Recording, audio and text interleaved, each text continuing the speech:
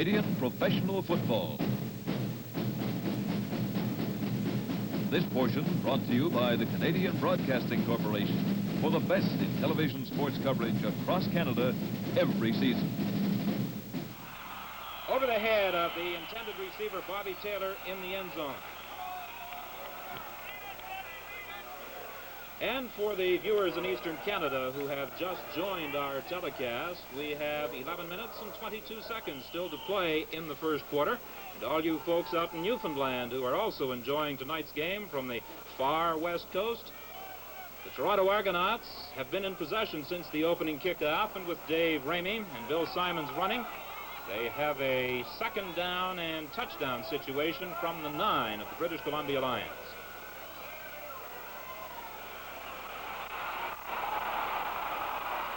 Tom Wilkinson gets the touchdown. The Toronto Argonauts, with Tom Wilkinson on that keeper, move in front by a score of 6-0. And they use 6 plays to cover 84 yards, and Leo Cahill undoubtedly has to be pleased with the progress of his troops in the early moments of this football game. Coach Jim Champion obviously has told the BC Lions that they must contain Wilkinson on these rollouts. But he got outside, he started to go outside and came back up in the middle for the 6 points, Don. Dave Mann will try the convert. He's been good on 10 of 12 attempts this season.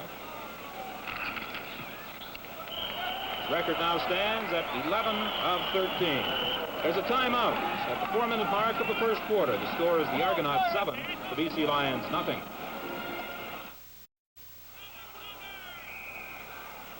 Dave Mann will kick it off with the Toronto Argonauts. Jake Scott and Leroy Sledge are deep, and Scott will take the kickoff. He's across the 25.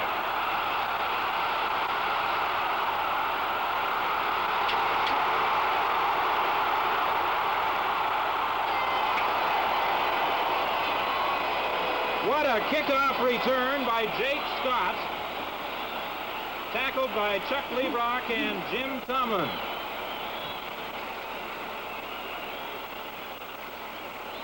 We see Scott running the ball back here, and if he hadn't fumbled or stumbled once or twice, Don, I think he might just have gone all the way. He wasn't quite sure a couple of times which way to turn. An 87-yard kickoff return by number 21, Jake Scott. And you'll undoubtedly see him playing some defensive half tonight as well as his offensive halfback spot. The quarterback is Paul Brothers, and the ball carrier is Jim Evenson. He's across the 20 to the 17-yard line. That's a gain of 5. It will be 2nd and 5 from the 17.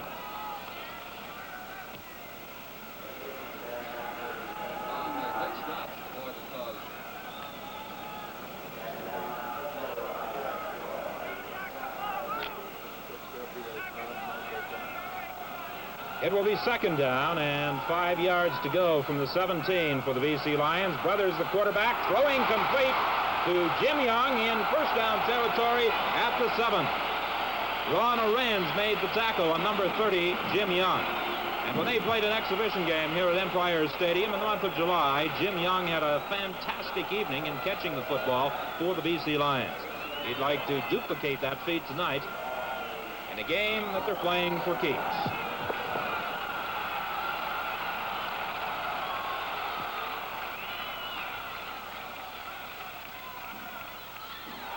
Leroy Sledge has the touchdown.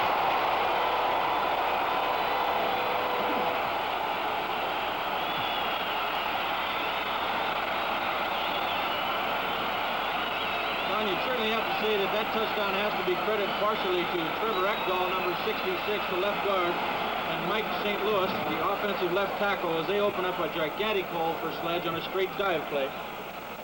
Sledge, of course, was the darling of BC fans in 1967. He had problems last year. He was cut from the team at one stage this season and was brought back because of an injury situation. And Jim Champion undoubtedly is mighty pleased he made that move for tonight's ball game. And with Ted Girella adding the convert, the BC Lions and the Toronto Argonauts are all even at 7 points apiece. And we have 9 minutes and 20 seconds remaining to play in the first quarter. Well, if the scoring so early is any indication, Don, we could see a lot tonight. The Lions not known for a great amount of scoring in a game. They've averaged only 13 points this year. The Argonauts, the explosive team, with 30, but Boy, the way they're reeling off points in the early minutes tonight, this could go pretty high here at Empire Stadium. Dave Ramey standing between the goalposts. Flanking him, Jim Tomlin and Jim Thorpe. The kickoff return combination, 3 deep, as Ted Girella prepares to kick off with the BC Lions. It's taken by Jim Thorpe. This little fella's a speedster. He's up to the 35. Jim Young came up to make the tackle. That was a 55-yard kickoff and a 20-yard return by number 20, Jim Thorpe. And the Toronto Argonauts have Paul Markle and Mel Prophet as the ends, Bob Hudspeth and Danny Nicolak are the tackles, Roger Scales and Charlie Bray the guards, Bob Swift is the center. Wilkinson has Bob Taylor, Bill Simons, Dave Ramey, and Jim Thorpe in his backfield. From the 35, it's 1st and 10 for the Toronto Argonauts. Wilkinson, 19, the quarterback. Simons, the ball carrier, crossing the 35, tackled by Dave Toby, the middle linebacker. The gain is held to 1 yard. It was a classic play done by Dave Toby, the middle linebacker. As the offensive guard pulled to lead the play, Dave Toby shot up the hole that he'd vacated and caught the back from behind. It was held him to about a 1 yard gain. 2nd and 9 from the 36. Taylor and Thorpe flank left. Prophet, the tight end, now splits.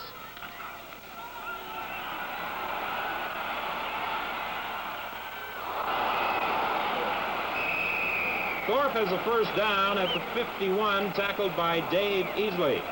Number 45, Dave Ray, was also over. Number 20 is Jim Thorpe. He has a storied name as far as football is concerned, and he's had quite a season thus far for the Toronto Argonauts.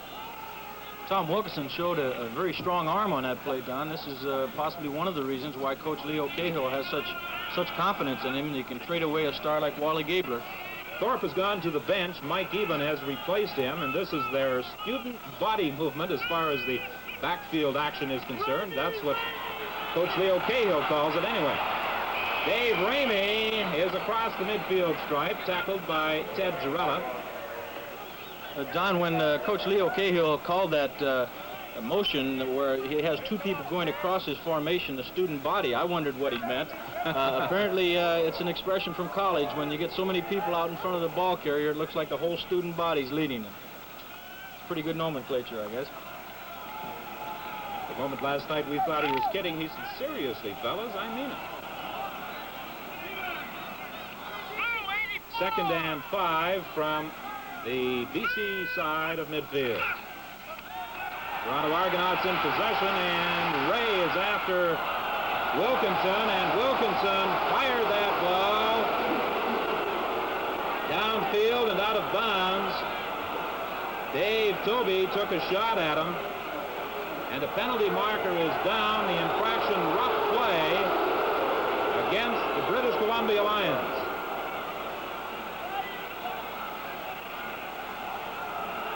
Jim Schmidt, the young fellow that's starting his first game at right corner linebacker for the BC Lions, I think got a little over enthusiastic there, Don, and hit Tom Wilkinson just after he'd thrown the football. Thus, the 2nd roughing penalty of the game against the British Columbia Lions gives the Toronto Argonauts a 1st down inside the 40 of the Lions. Ramey is the ball carrier. Another penalty marker is down. Ramey's down to the 33, tackled by Bob Brown.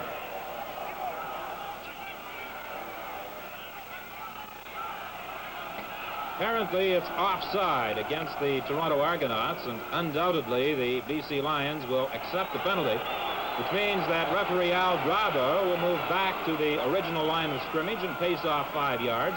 The 1st down will be repeated. They'll have 15 yards to go from the 44. 6 minutes and 35 seconds remain to be played in quarter number 1. It's been an exciting ball game thus far. The score is tied. Toronto 7, the BC Lions 7. Bobby Taylor comes out to the left.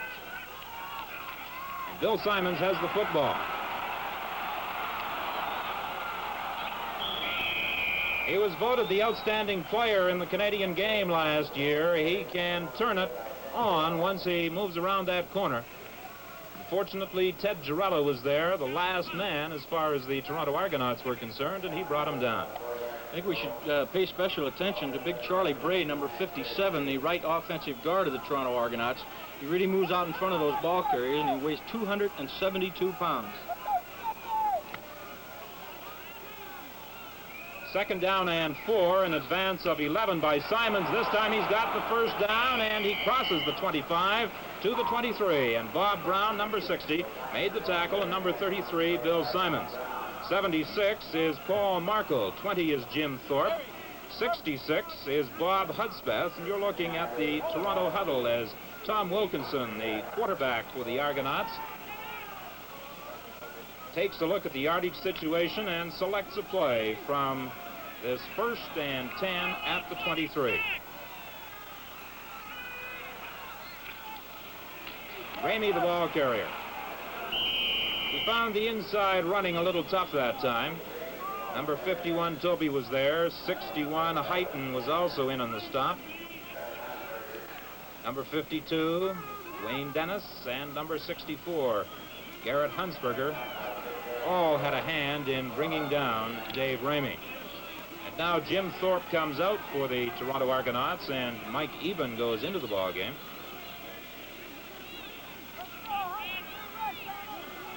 Gain of 4, it's 2nd and 6.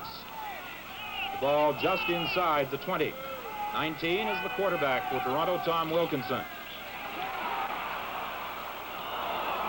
Intended for Bob Taylor, almost intercepted by Jerry Bradley. It goes as an incompleted pass.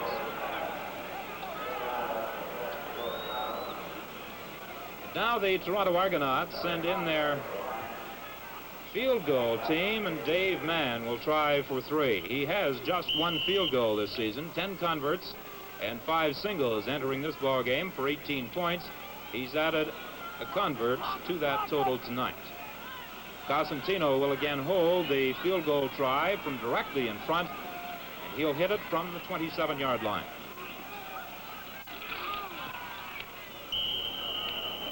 It's good. We have a timeout. At the 12-minute mark of the first quarter, the score is the Argos 10, the BC Lions 7.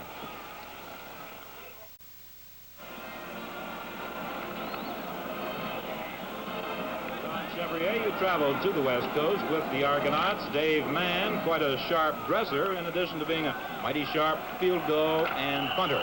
Well, he's sharper now. We'll get back to Dave in a moment, Don. From the 35, it's 1st and 10 for the BC Lions. Evenson, the ball carrier. He has a gain of about 3 yards.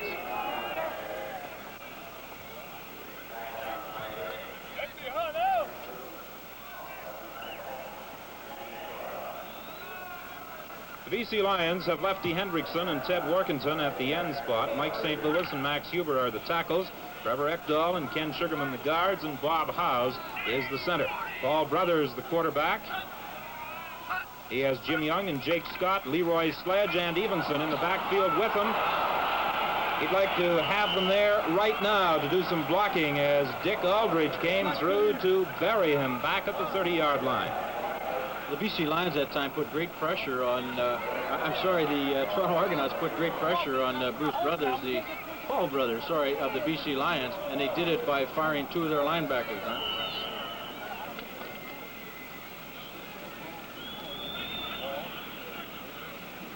Ken Phillips will do the punting for the BC Lions.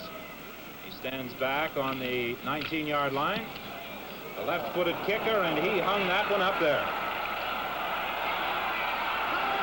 Taken by Eben, and he's stopped at the 30, but a penalty marker is down back at the line of scrimmage.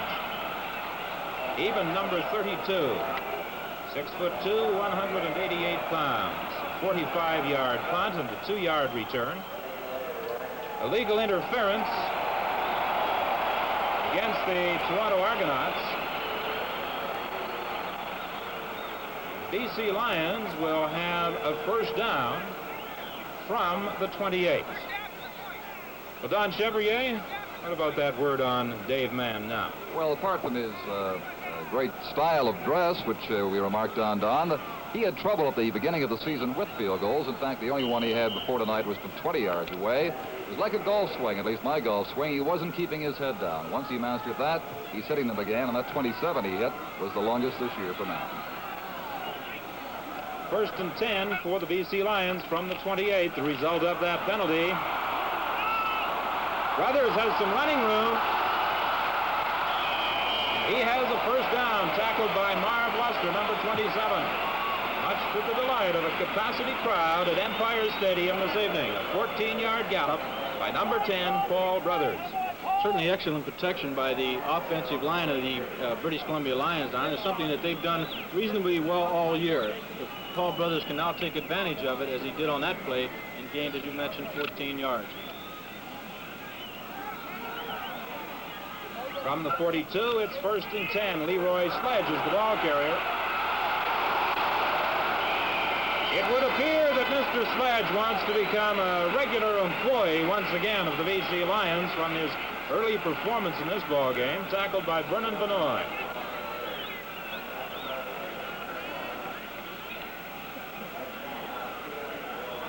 A gain of 7 make it 2nd and 3 for the Lions from their own 49. Scott comes wide to the right.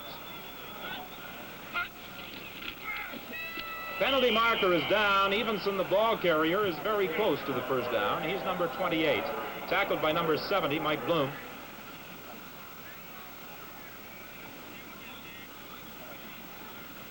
John, if the defensive lineup of the Toronto Argonauts appeared somewhat funny to the fans on that play, it certainly was. There was only 3 defensive linemen down in the three-point stance, but they had 6 linebackers up within 4 yards of the line of scrimmage to try and stop that first down attempt. There was something funny on the part of the BC Lions, too, in the eyes of referee Paul Dojak.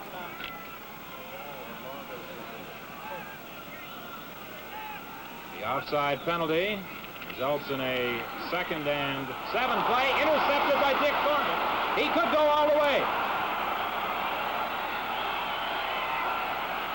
And a high sign from Thornton as he crosses into the end zone, holding the ball high in the air. He robs in for 6 points on that pass interception. He now has 5 interception returns for touchdowns. Dick Thornton, of course, the former Winnipeg Blue Bomber and teammate of myself, did an excellent job on that play. He was covering Jim Young, who came down about 15 yards and tried to break out. And Dick was on man-to-man coverage on him, stepped in front of him, took the ball to a 45-yard return for a touchdown. Dave Mann will attempt the extra points. It's a 16-7 ball game. And it's now 17-7 with 1 minute and 17 seconds remaining.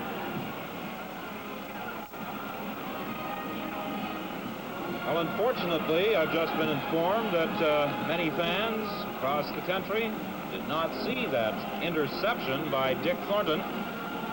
The network is experiencing picture difficulty. We thought it was simply our monitors that had conked out here at Empire Stadium.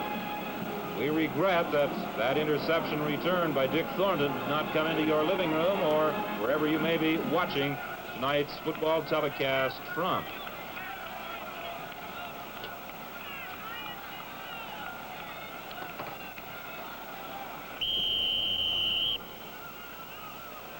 Dave Mann kicking off for the Toronto Argonauts with 1 minute and 17 seconds remaining. Jake Scott is going to run it back. He rambled 87 yards the last time he had it. He's still on his feet. And finally is brought down at the 38 by Jim Henderson. Well, the fellow who was second in interceptions in United States college football and led the whole nation in punt returns last year, Jake Scott, can certainly run with that football, as he's shown us twice now this evening on kickoff returns. Trailing by 10, the BC Lions now have a 1st and 10 set up from their own 38. Jake Scott goes wide to the left. The pitch is to Evenson, and he's caught by Pete Martin, the right corner linebacker.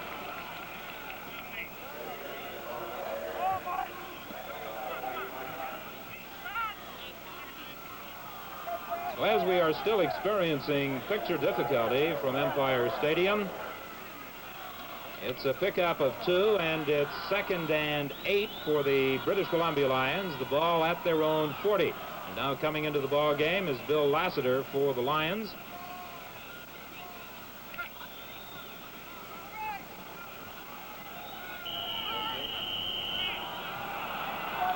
And we are informed that everything again is functioning properly. At least we hope it is along the network.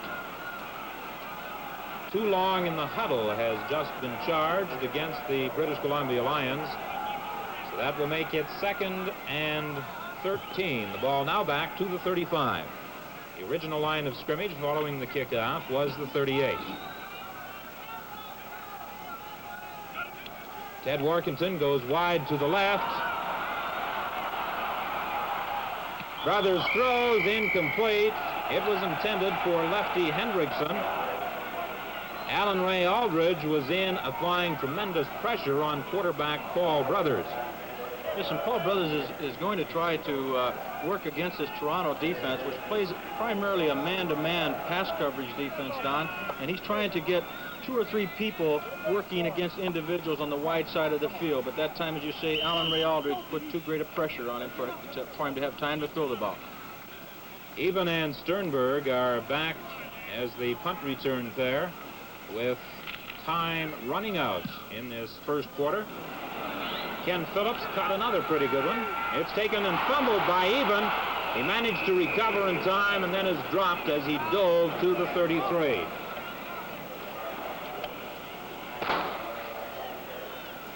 At the end of the first quarter, the score is the Argonauts 17, the BC Lions 7, and we'll have more CFL action after this message. This is George Brown. Evening, Mrs. Green. He's not feeling so hot. You see, he's got arthritis, and he's not handling it too well. Sometimes it's annoying. What a rest. Sometimes it's embarrassing. Fumble! Daddy. And it's painful. Oh, that dirty... What it's all for? I don't know. George was in the dark about arthritis for quite a while, until he got the facts from his doctor. It's amazing how many people don't know what can be done. There are more than 1 million Canadians like George. Some not so bad, some worse. The Canadian Arthritis and Rheumatism Society exists to help them and their doctors. If you'd like to help us, here's our address. Or if you need the facts about arthritis, we can help you. Same address.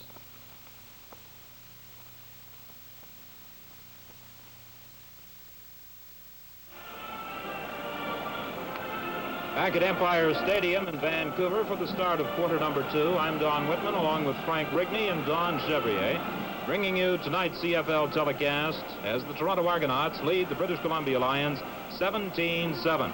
A wide open first quarter with 24 points being scored. Toronto Argonauts getting one of them on an interception by Dick Thornton.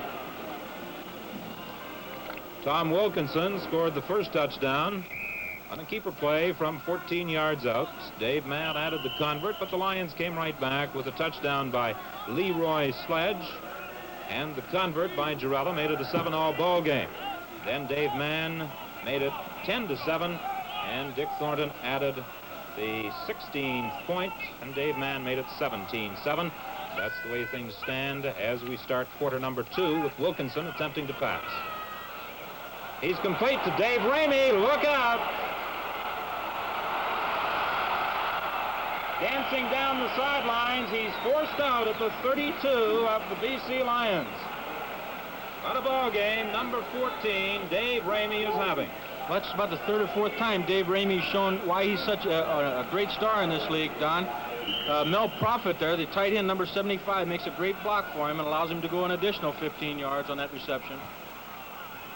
1st and 10 from the 32. We remind you at halftime, a most interesting interview Frank Rigney conducted yesterday with Dave Ramey.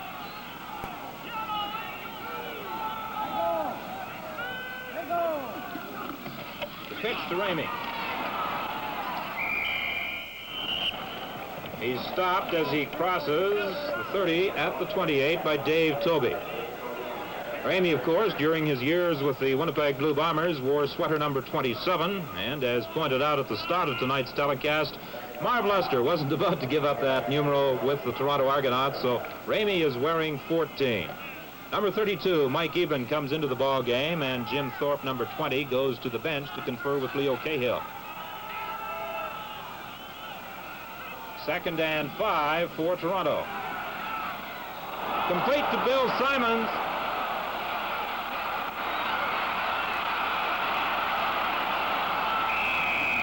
He was determined to crack into that end zone. He was stopped about 4 yards short by Dave Easley.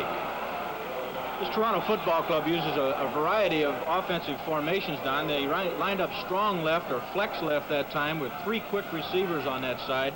But they came back and hit Bill Simons on the short side, coming over the middle for a 22-yard gain, a fine reception. Number 20, Jim Thorpe, just streaking into the huddle, replacing Mike Eben, undoubtedly with a word from Coach Leo Cahill to quarterback Tom Wilkinson. From the 4-yard line, it's 1st and touchdown to go.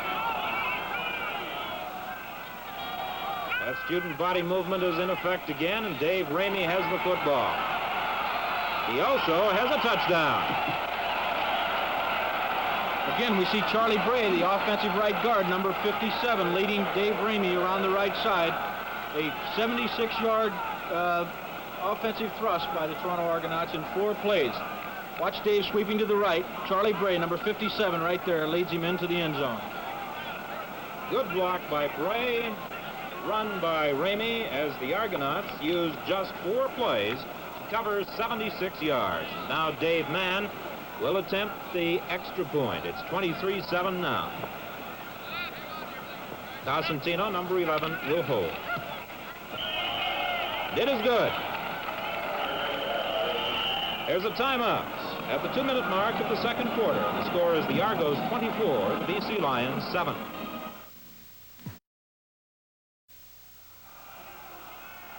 Dave Mann will kick off early in this 2nd quarter to Leroy Sledge and Jake Scott standing back on the 2-yard line. Sledge will run the kick back.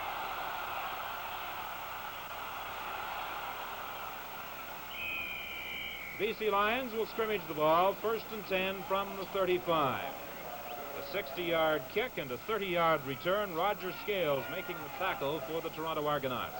Number 27, Leroy Sledge. If you've been wondering about the performance of Dave Ramey tonight, he's carried the ball 6 times for 44 yards, and he's caught 2 passes for 63 more. So 107 yards offense for Ramey thus far in the ball game. Brothers through, attempting to hit Jim Young, number 30, incomplete. You know, Don, the Lions have had a rough schedule. They've faced all the top teams in the country, Hamilton, Ottawa on their eastern swing, Calgary and Saskatchewan in the west, and now suddenly the Toronto team, which has Dave Ramey as a first-nighter. That's a pretty tough way to start 5 first games of the year. Jim Champion said if Denny Beach voted for the schedule we have this year, it had to be unanimous because almost certainly the other general managers would vote for it. Paul Brothers is buried back at the 28. That was Mike Wadsworth, number 59, the first man to pounce on it.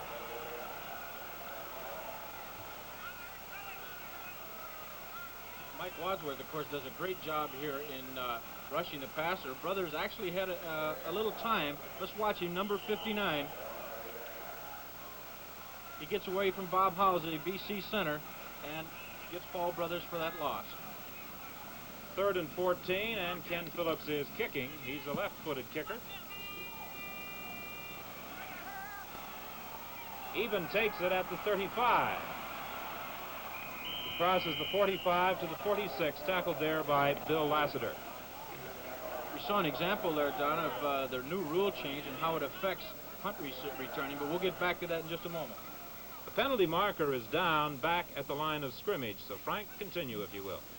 Well, as we mentioned in earlier telecast, Don, only the 2 men on the end of the line of scrimmage can go down under the punt to cover it prior to the ball actually being kicked. Consequently, the receiver has quite a bit more time to get started in any event to run those punts back. In that case, it was a 47-yard punt, and we had a 10-yard return. The legal procedure was the charge against the BC Lions, declined by the Toronto Argonauts. And with 11:47 remaining in quarter number 2, and the Argonauts leading 24-7, they'll scrimmage the ball 1st and 10 from between the 46 and 47-yard stripes. Their offense has really been explosive under the direction of Tom Wilkinson. Pass to Simons, and he's caught on a good defensive play by Bob Brown. This Toronto football team has to be one of the most difficult in Canada to defend against, Don, and I'm sure BC coach Jim Champion knows that at this stage. They have just a tremendous variety of offensive sets and can get the ball to almost anybody they want to from each one of them. I think that Coach Leo Cahill is helping quarterback Tom Wilkinson as he has been shuttling Jim Thorpe and Mike Eben. Eben is now in there, and Ramey is the ball carrier. He's up to the 53-yard line, short of the first down by about 3.5 yards. One thing that's amazing, too, with as complicated an offense as Toronto appears to have, Dave Ramey, after only 4 practices, seems to have fitted right in and learned the whole myriad of plays that they do have, Don. Dave Mann is kicking, and I believe that's his first punt. He got a good one.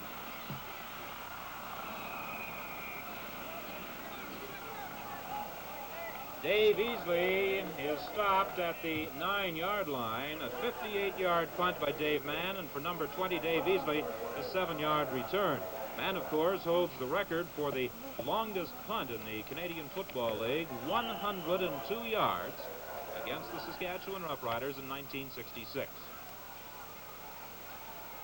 This year, he has a 47.9-yard punting average. So from the 9, it's 1st and 10 for the BC Lions. Leroy Sledge fumbles the football. I think Jim Evenson may have recovered, or did he? No, the Toronto Argonauts have got it. Ed Harrington popped it loose.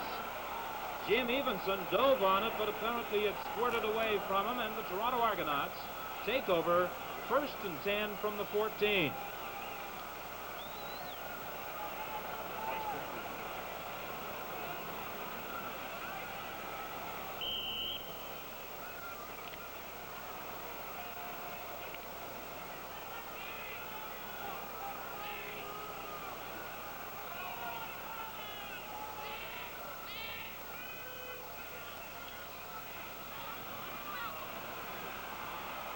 Incomplete, a penalty marker is down. Easley was defending against Bobby Taylor. Taylor was right at the goal line.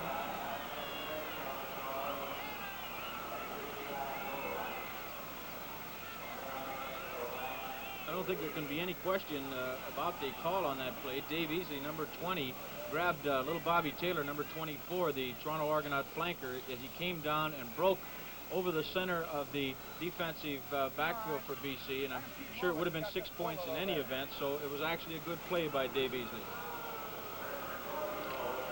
Half the distance to the goal line gives Toronto 1st and goal to go from the 7.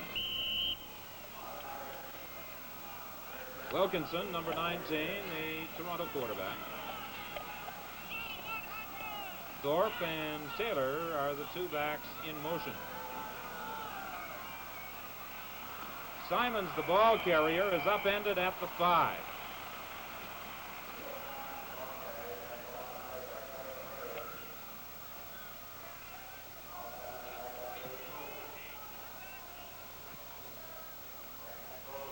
Let's watch Mel Prophet here as he blocks for this play.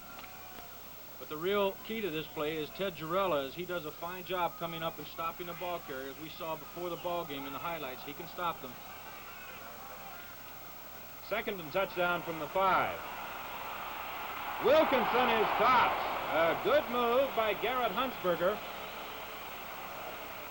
This rookie defensive end for the BC Lions has played some sound football this year.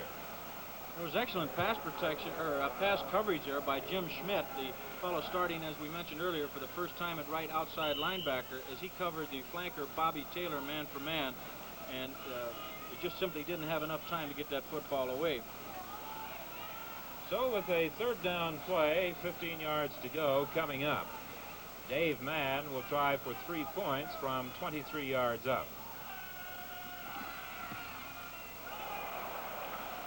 It's wide, and in the end zone, Jerry Bradley concedes the single point. So with 8 minutes and 25 seconds now remaining in quarter number 2, it's Toronto 25 and the British Columbia Lions 7. Now, tomorrow our viewers can see coverage of the Canada Games from Halifax, a 90-minute color telecast including track and field, canoeing, lacrosse, water polo, cycling, and softball. And right after, the colorful closing ceremonies of the 1969 Canada Games, all on CBC television tomorrow Sunday. With that single point, the BC Lions put the football into play from their own 25, 1st and 10. Jim Evenson was caught at the 28. Marv Luster came up from his defensive half spot to make the tackle. Vernon Vanoy and Ed Harrington, when they go into that 3-man front, are playing the defensive end spot. Mike Wadsworth is in the middle. Mike Bloom, Dick Aldridge, Alan Ray Aldridge, and Pete Martin are the linebackers. Dick Thornton, Ed Learn, Marv Luster, Ron Arans, and Jim Tomlin are the defensive backs. 2nd and 7. Brothers is caught for a loss back to the 23. Pete Martin came through and made the tackle, and it will be 3rd down for the BC Lions, 12 yards to go. Quarterback Paul Brothers has to be wondering where they're coming from. Even Marvin Luster, the defensive safety, number 27, came on that play. So they blitzed 7 people, and Brothers had no chance at all to get rid of that football. Phillips is kicking for the BC Lions. Left-footed Hoofer, he gets it away to Mike Even.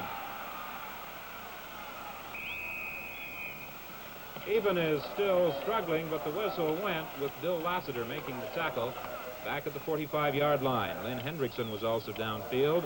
Number 32, Mike Even, had an 8-yard return on that 48-yard punt. 25-7, the Toronto Argonauts lead the British Columbia Lions. It's 1st and 10 for the Toronto Argonauts from the 45. We'll be on hand in Edmonton on Wednesday night for the telecast of the Argonaut game with the Eskimos.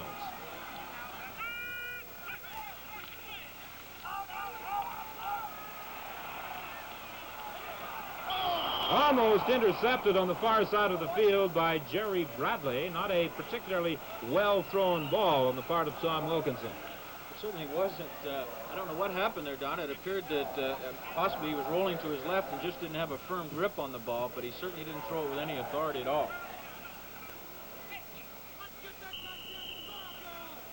Pressure was being applied to the Toronto quarterback from defensive tackle Wayne Dennis.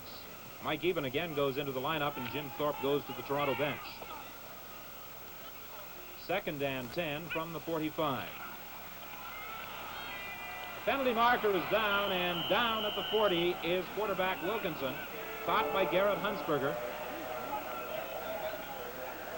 Jim Hyten, number 61, another newcomer to this British Columbia team, also in on the tackle.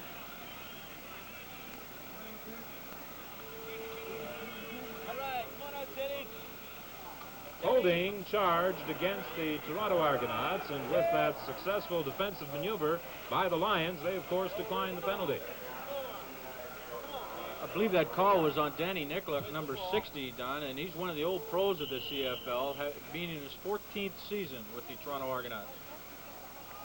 Dave Mann will be kicking to Bill Lassiter and Dave Easley.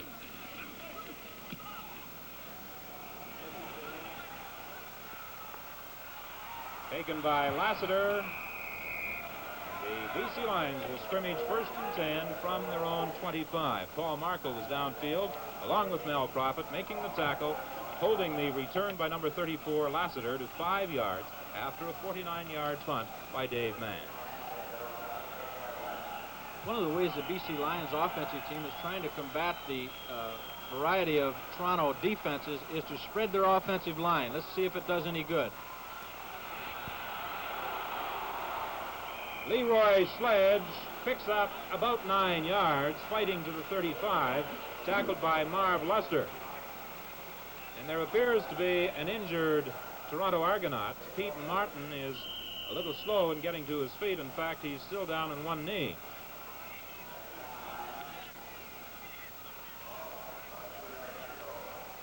While they attend to Martin, Don, you mentioned earlier how hungry Leroy Hedge is, or Leroy Sledge is, to make a spot here with the BC Lions. Should he fail, of course, politics are always open to ex-Lion football players. They've got Herb Capozzi, the former GM, Anna Stukas, the former coach, and Emery Barnes, the former lineman, all running next Wednesday in BC's general election. Martin looks all right. He's escorted off the field by trainer Stan Wilson. He was born in all places of Red Wing, Minnesota. I wonder if he's a hockey fan, Frank. Certainly has to be from that area, Don. Tom Wilkinson, the Toronto quarterback, was born in Grade Bull, Wyoming.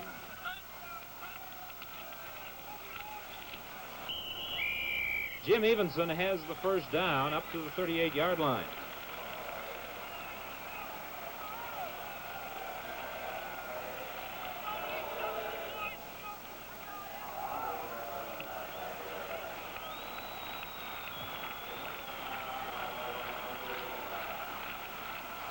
Balasuk has replaced Martin in the defensive alignment for the Toronto Argonauts. Leroy Sledge this time is going nowhere. Ed Harrington just now getting up from making that tackle really closed the hole.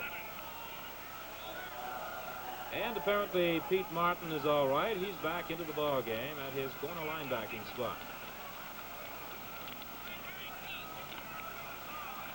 Second and 11 for the BC Lions from the 37.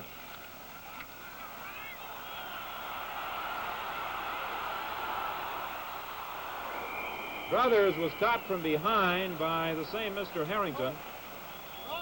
He's a fine physical specimen. He works out on the weights almost daily. He's got muscles on top of muscles. He's 6'3", 245 pounds, and has been an outstanding defensive end for these Toronto Argonauts. It's third down and about 2 yards to go, and apparently the British Columbia Lions are going to gamble. 4 minutes and 19 seconds remain to be played in the second quarter. They trail 25-7. This could be an extremely important play.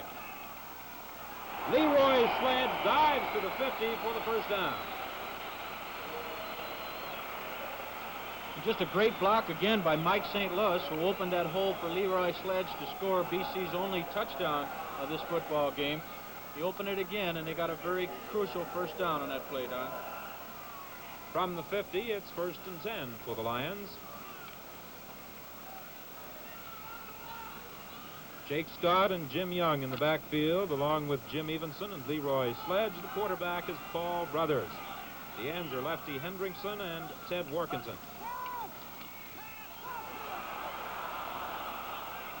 Brothers attempted to dodge a couple, but he couldn't avoid all those blue and white uniforms. Alan Ray Aldridge was there to make the tackle. One advantage the Toronto Football Club has, of course, is 3 former All-Canadians and 5 Eastern Conference All-Stars on that ball club. And they can play man-to-man coverage, they feel, against any football club in Canada, and consequently fire 6 or 7 people in on that passer as they did that time. 2nd and 15. Draw play to Jim Evenson. He's short of the first down, but he advances the football to the 53 of the Toronto Argonauts, tackled by Alan Ray Aldridge. Evenson, number 28, was the second leading rusher in the Western Conference last year, finishing just 2 yards behind the rushing champion, George Reed. There's a stoppage in play. At the 12-minute mark of the second quarter, the score is the Argos 25, the BC Lions 7.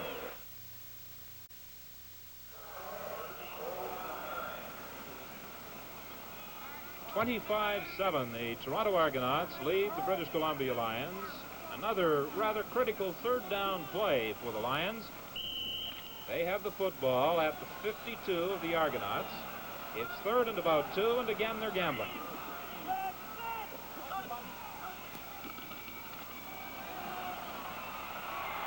The pass complete to Jim Evenson. He has a big first down with Ed Learn making the tackle just inside the 25. Frank, that was quite a gamble. It certainly was, and a great call by Paul Brothers. After 2 successive times of attempting to go for that short yardage play, watch Jim Evenson make this reception. Tomlin finally catches him after a substantial gain down to the 22-yard line.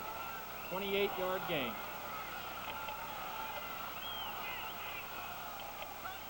First and 10 for the Lions. A straight-ahead play to Jim Evenson. Don, I wonder if all that talk about signing Leroy Keys of Purdue here is making Jim run just a little bit harder tonight. Well, there has been considerable speculation here on the West Coast about the possibility of the Purdue star joining the British Columbia Lions. Rumors that he would be offered a contract in the neighborhood of $175,000, which would include shares in various stocks.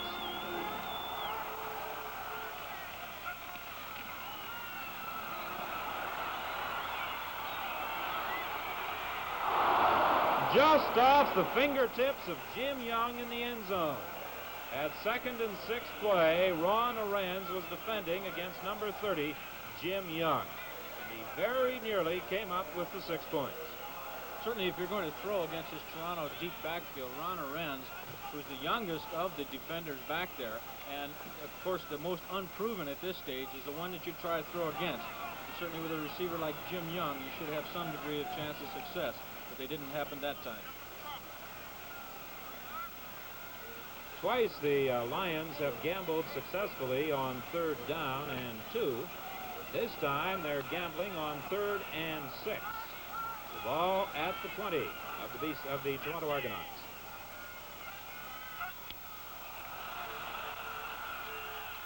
The pass complete to Jim Young.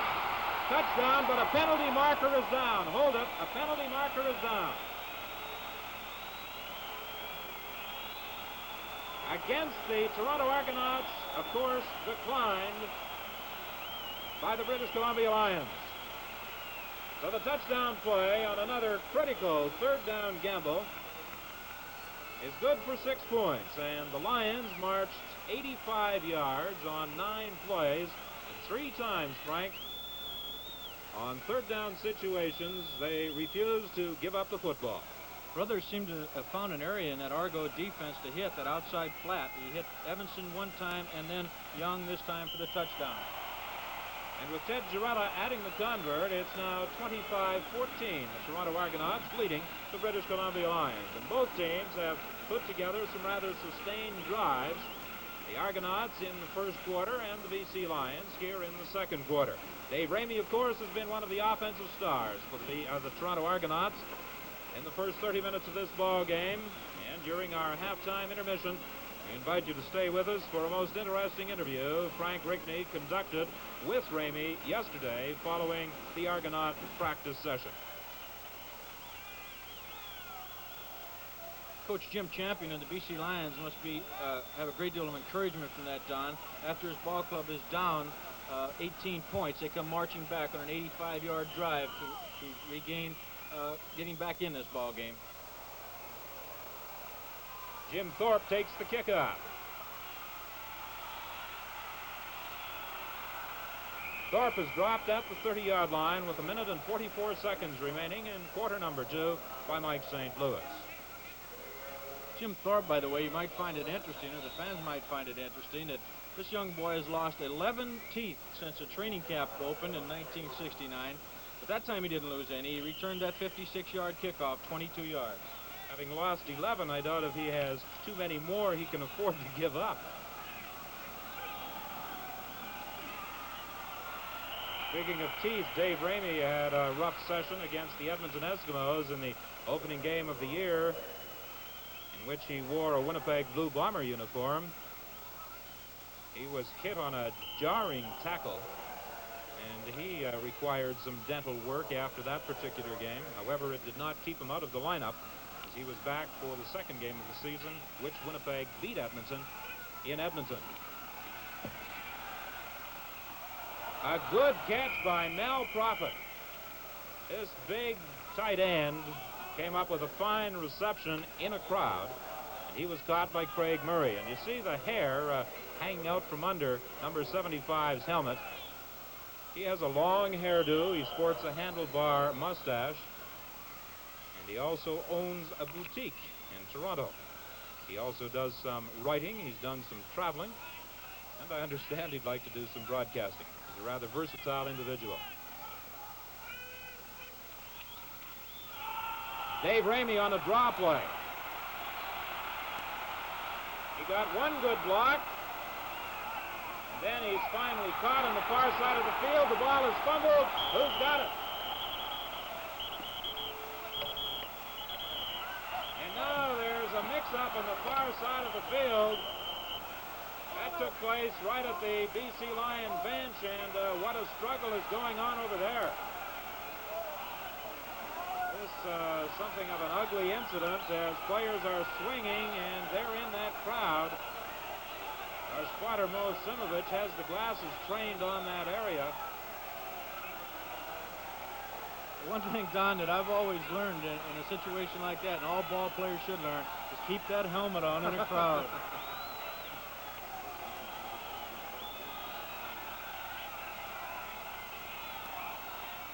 Whatever transpired took place right at the end of the British Columbia Lion bench.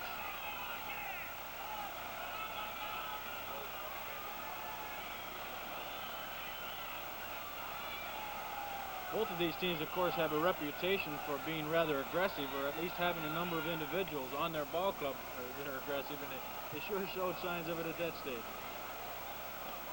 Some of them don't exactly confine their aggressiveness to the playing field either, as there have been incidents of rather high living on the part in the past of some members of the BC Lions. But one thing, the commissioner of the Canadian Football League, Jake Godard, is in attendance at tonight's ball game.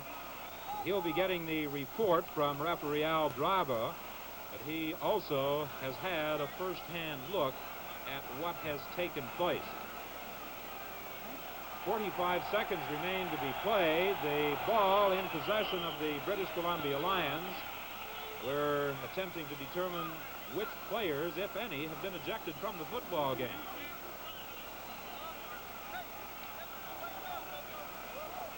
From the condition of his uniform, number 20, Jim Thorpe, certainly looks like he was involved in some way. It appears that Dave Ramey, I think, in any event, Dave Ramey tried to lateral the ball to Jim Thorpe, but it was fumbled in the exchange.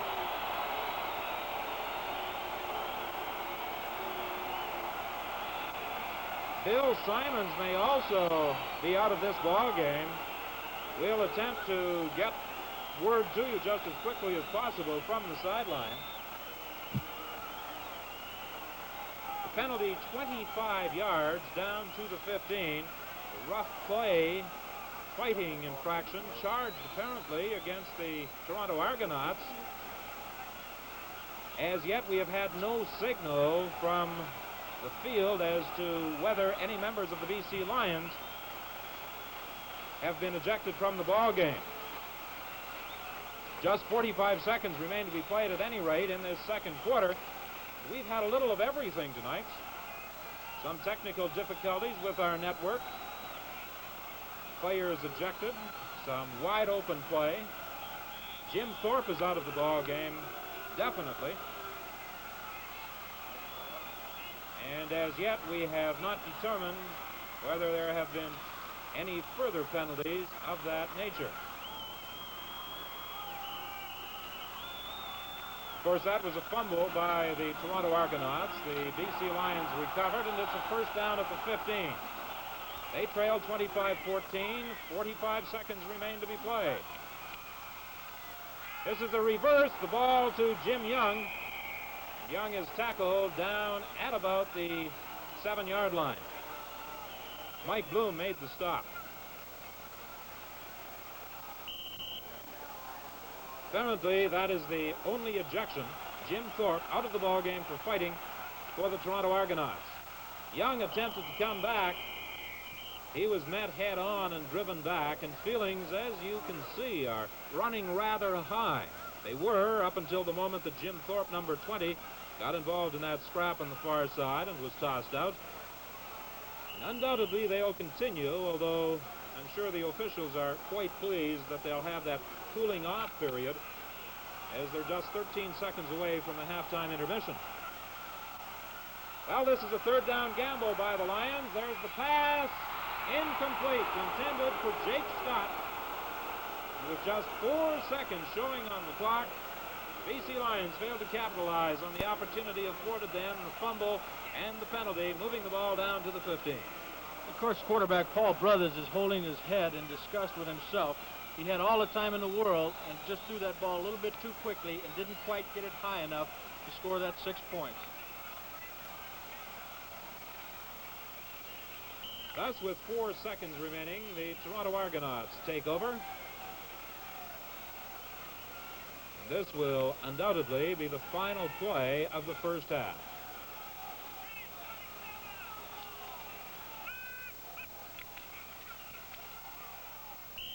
Wilkinson keeps. There's the gun.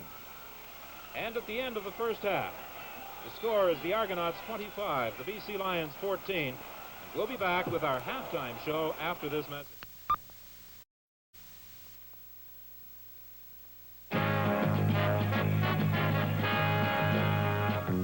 Enjoy yourself, and you just can't go wrong. Enjoy yourself, take 50 ale along. A weekend without 50 is like summer without sun. Take 50 means enjoyment, something added to the fun. But that's 50, and the great outdoors go so well together. There's nothing whets an appetite like clean, fresh air and a nice cold 50. Enjoy yourself, add 50 to the fun. Enjoy yourself when all is said and done. Luckbacks 5-0 is the prize of any catch. Prepare yourself, fresh air, a Blu-ray, a great day of enjoy yourself. Take 5 for 50 ale, 50.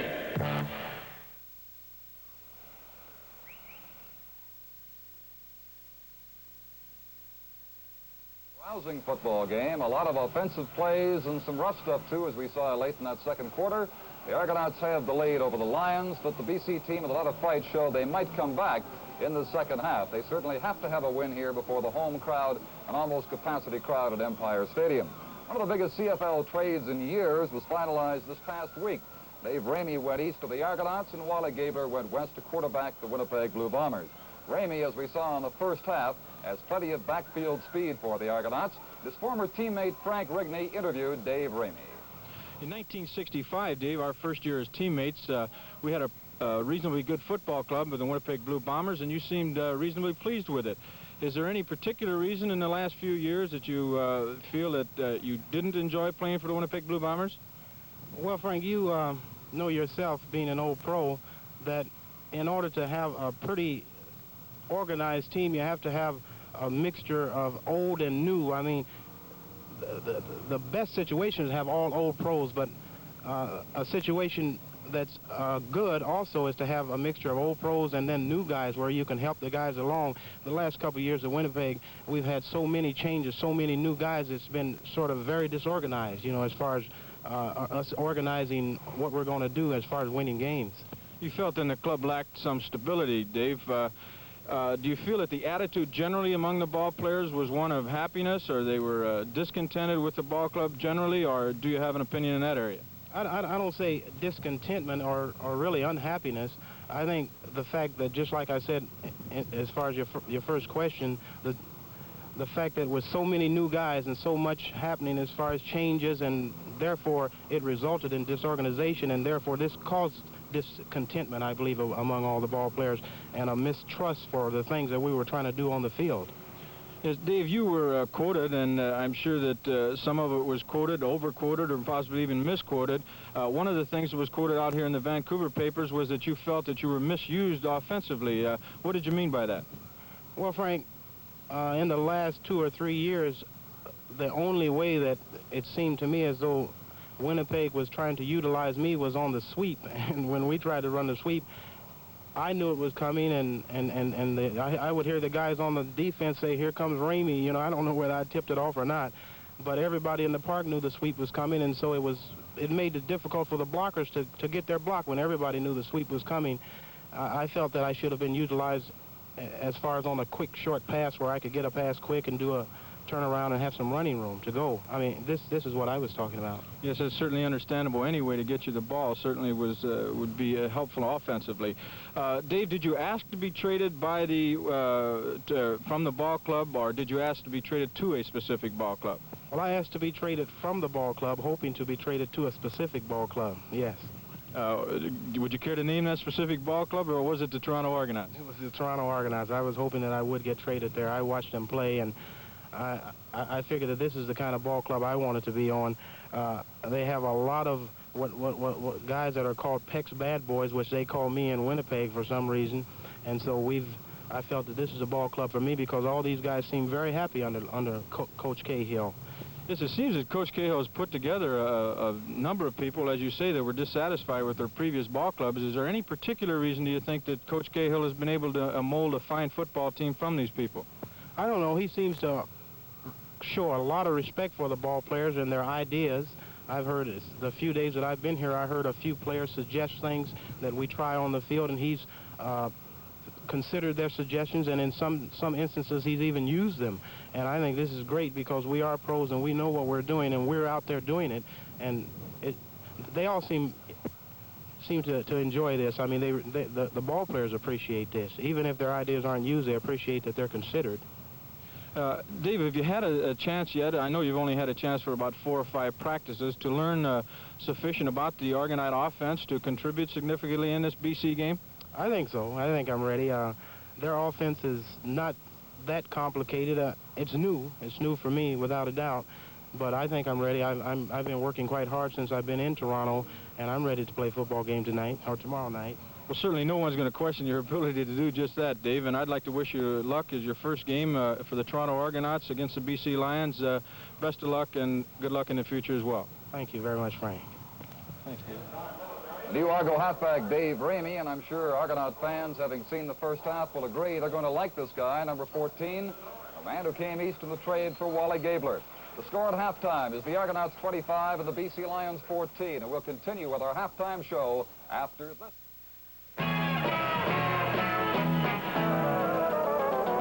Enjoy yourself.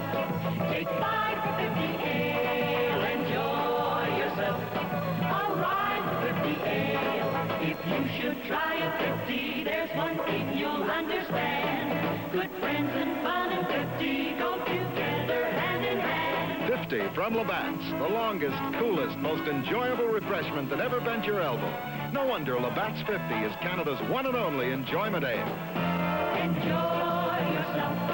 Take 5 for 50 ale. Enjoy yourself. Free 5 for 50 ale. Labatt has brewed. Drink 50 just for you. Invite yourself, delight yourself. Let go yourself, eyeball yourself. Enjoy yourself, enjoy yourself. Take 5 for 50 ale. 50.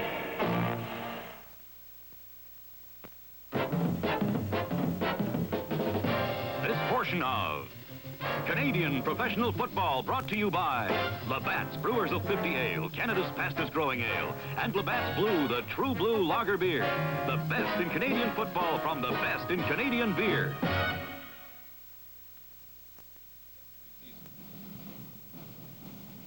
This is the CBC television network.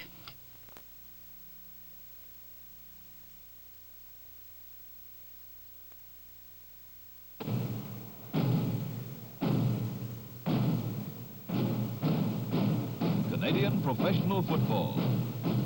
This portion brought to you by Canadian Pacific.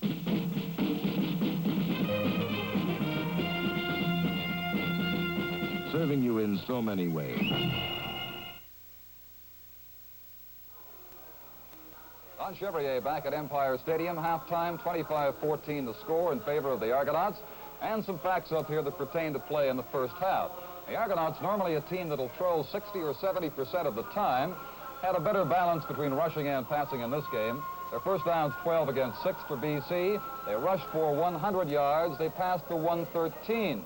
The Lions 61 yards along the ground and 57 passing.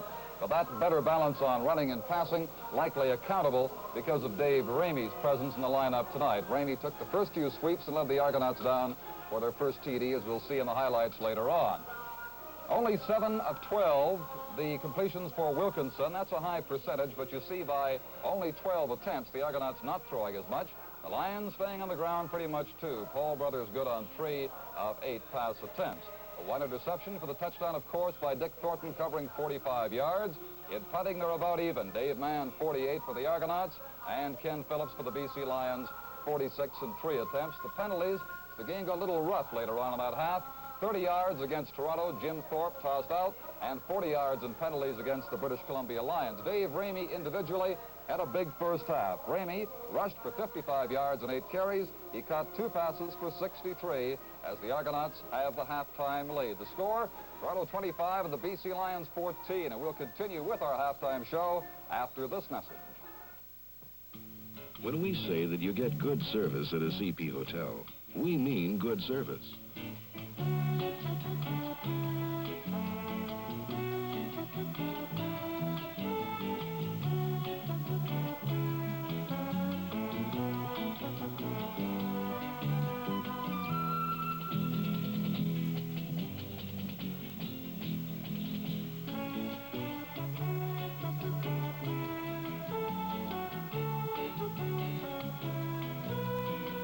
Get our good service wherever you go, whether you stay at the Chateau Frontenac in Quebec City, the Palliser in Calgary, the Saskatchewan in Regina, the Empress in Victoria, or at any of the other fine CP hotels across the country.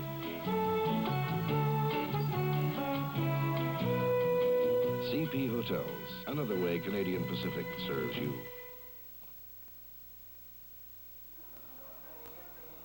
Frank Rigney, even though we lost a pitcher for a little while, I'm sure the fans realize that we've had a lot of scoring in this game, and you must have had a difficult job picking out the highlights to show.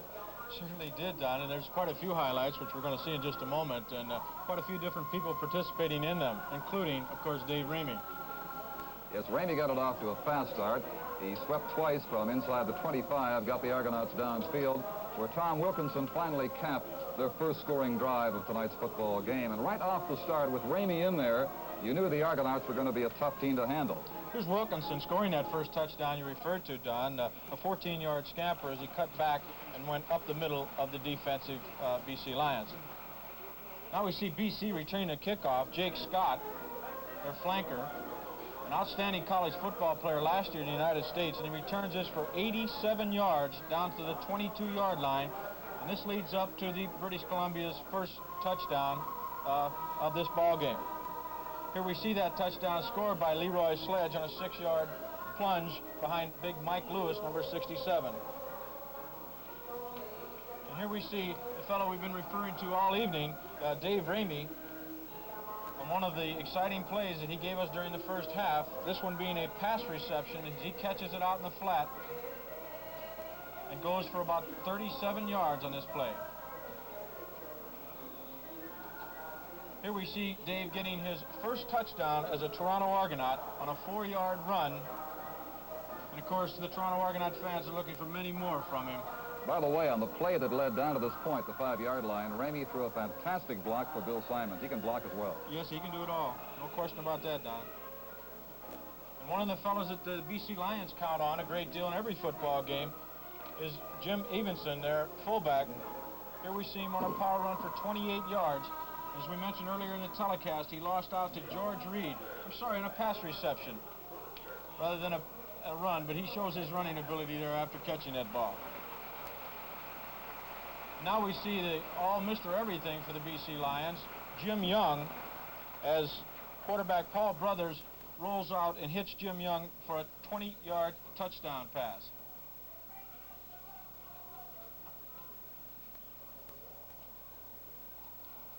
Well, Frank, an exciting first half. More to come in the second. The score is the Argonauts 25, the Lions 14. We'll return with the second half kickoff in just a moment. If you've ever met a CP Rail freight traffic representative, you might have the idea that he's a little on his own. Nothing could be further from the truth.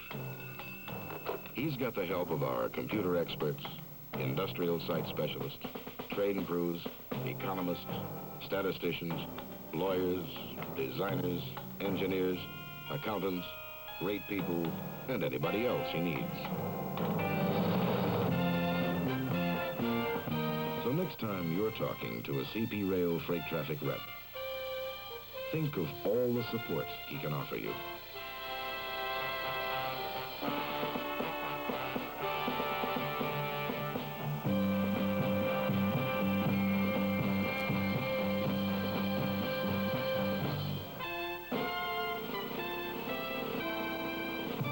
CP Rail, another way Canadian Pacific serves you.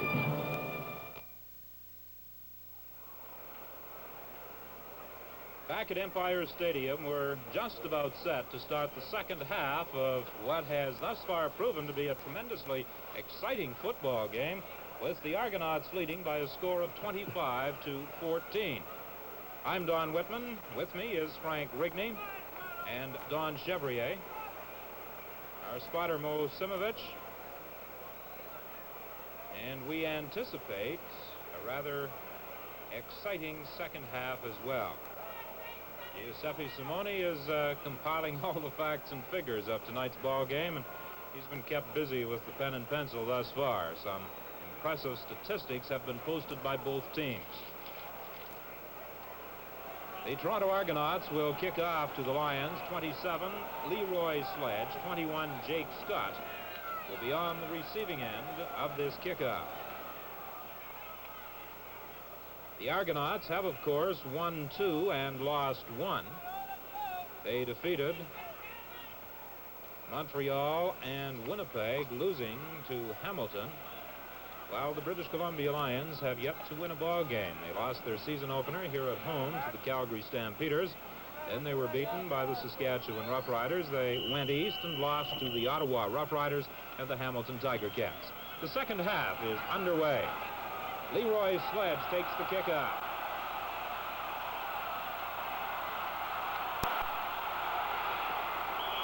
He's a powerful runner, and he was forced out on the far side of the field by the kicker, Dave Mann, at the 48-yard line. A 50-yard boot and a 35-yard return by number 27, Leroy Sledge. Don, you certainly have to say that the kickoff returns has to be one of the big offensive plays for the BC Lions tonight. After 2 great returns by Jake Scott, Leroy Sledge comes back and does the same thing.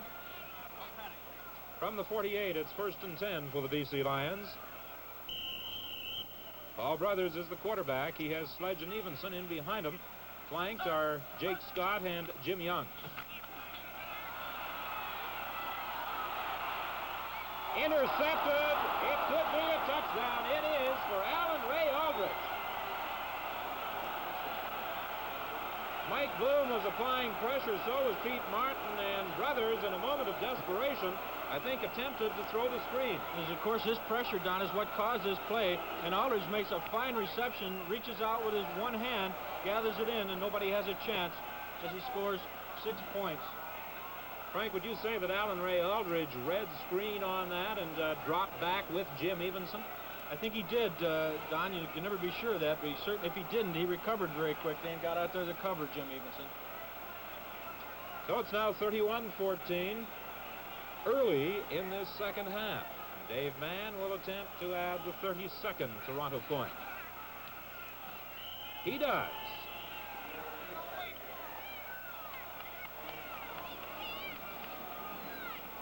This is really discouraging for the BC Lion Football Club. They've had 2 passes intercepted and run back for touchdowns.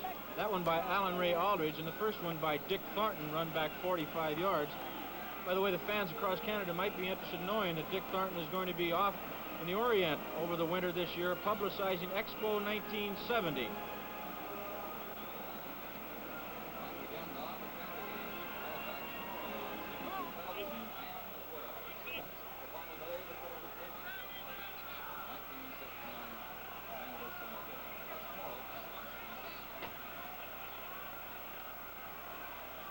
Well, the British Columbia Lions will again get an opportunity to demonstrate their kickoff return prowess. Dave Mann will boot for the Argonauts, and Leroy Sledge and Jake Scott are deep.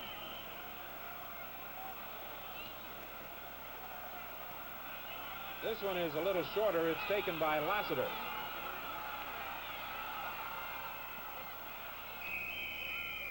He is dropped at the 29. Jim Henderson was the first man to make contact. 48-yard kickoff, a 12-yard return.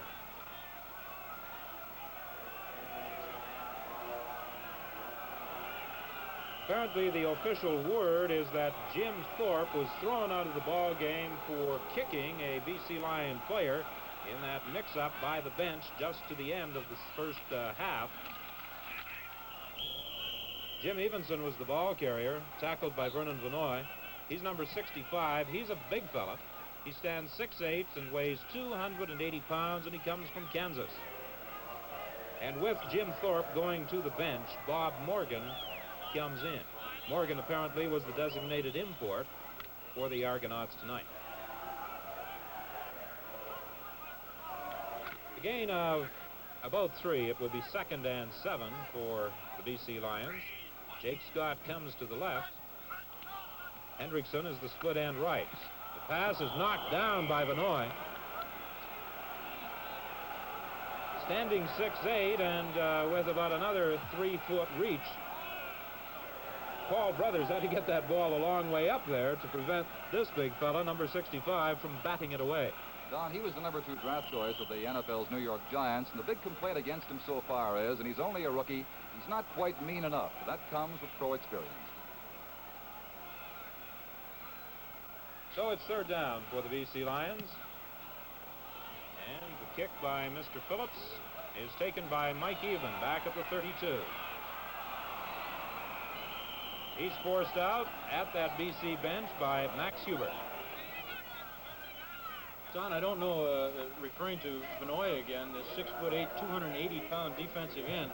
He may not be mean enough, but certainly as a former offensive tackle, I wouldn't even want him lining up across from me.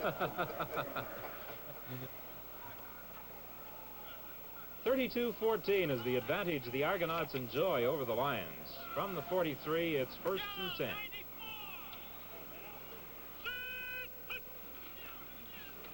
Simon's the ball carrier. He has Scales blocking for him.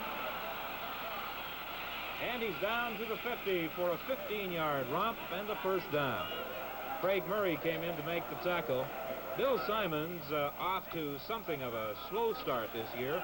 He's carried the ball 41 times for 165 yards and a 4-yard rushing average. Don? That's his longest gain right now of the year 15. He's had trouble breaking the long one, but he's had some new offensive blockers in that line, and that may account for it. 1st and 10 from the 50 of the BC Lions. Ramey this time.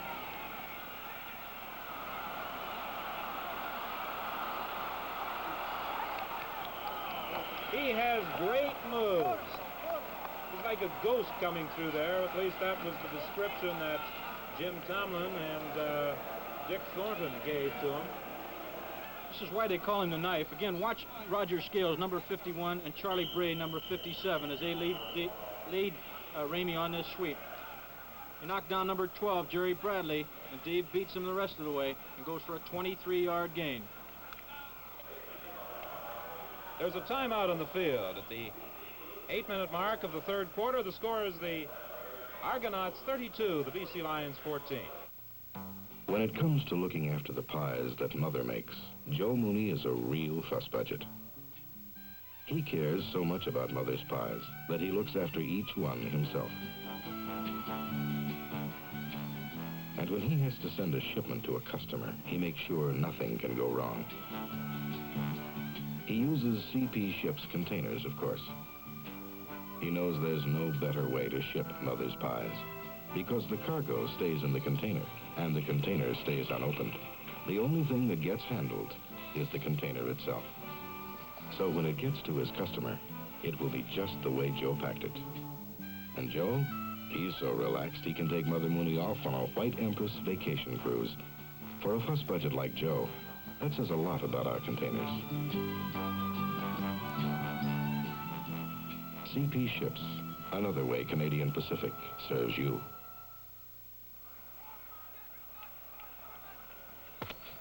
With that fine gallop by Dave Ramey, and with 12 minutes remaining in the third quarter, the Argonauts have a first down at 27, the BC Lions.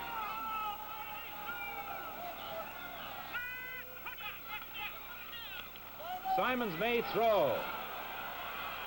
Short of Bobby Taylor, the intended receiver. It will be 2nd and 10 from the 27. Frank, I don't know what it is, but every time Simons goes wide at a sweep, he makes that motion as though he's going to throw. That time he did, but he makes the fake other times, too. Yes, I think he's working on his timing. As you mentioned earlier, Don, he's got some new people in that offensive line, and just by making that move, it gives him a little more time to get behind his blockers and use them.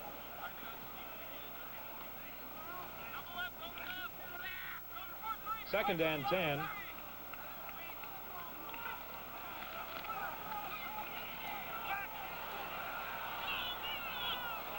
Good catch. At the 5-yard line, Bill Simons grabbed that one in front of 3 defenders, and it's a 24-yard gain. When things go well, they certainly go well. I think that was almost a broken play as Bill Simons and Paul Marco are in the same area. He gets the ball to his receiver, Simons, and he's get down to the 2-yard line. First and touchdown for the Toronto Argonauts. They have been a potent scoring machine in this game. They've had 2 defensive touchdowns, one by Thornton, the other by Aldridge, both on pass interceptions.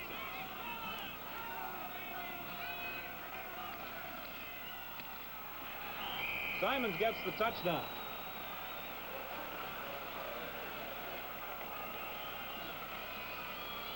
He goes in there behind, again, Charlie Bray and Big Bob Swift, number 53, a former BC Lion, a former fullback, and a former offensive guard, now playing center for the Toronto Argonauts. Doing a most creditable job at that center position for the Argonauts.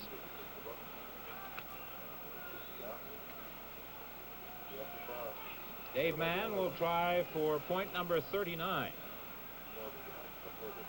All the fireworks have not taken place at the Pacific National Exhibition. The Toronto Argonauts have provided a few of their own, much to the dismay of a capacity crowd at Empire Stadium. It's now 39-14. Don, the fans in Vancouver have been down on the Lions, and we explained the tough schedule they had to start this season with. And it's perhaps a little unfair, but fans will be fans. Denny Veach got chewed out. He's the Lions GM. After the first game in Calgary, his team lost. It was against Calgary here. And he suggested the fan complaining might have been in a pass. The guy waved his season's ticket to him. Then he nodded his head. He said, whatever you say, I agree with. The customer always has to be right. Leroy Sledge, Jake Scott, the kickoff return combination for the British Columbia Lions, with Dave Mann, number 16, getting the signal from referee Al Dryborough. Lassiter takes the kickoff and almost immediately steps into touch at the 20-yard line, and the fans don't exactly approve of that maneuver. A 47-yard kickoff and a 2-yard return. Seems to be an unfortunate comment of mine a while ago that the BC Lions' best offensive play was a kickoff return, because I'm sure for the BC Lion coaching staff, they've used it far too often this evening. 11 minutes and 9 seconds still remain to be played in the third quarter.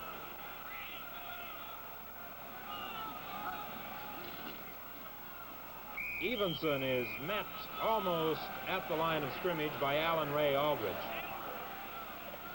Defensively, the Toronto Argonauts of Vinoy, Wadsworth, and Harrington as their front 3.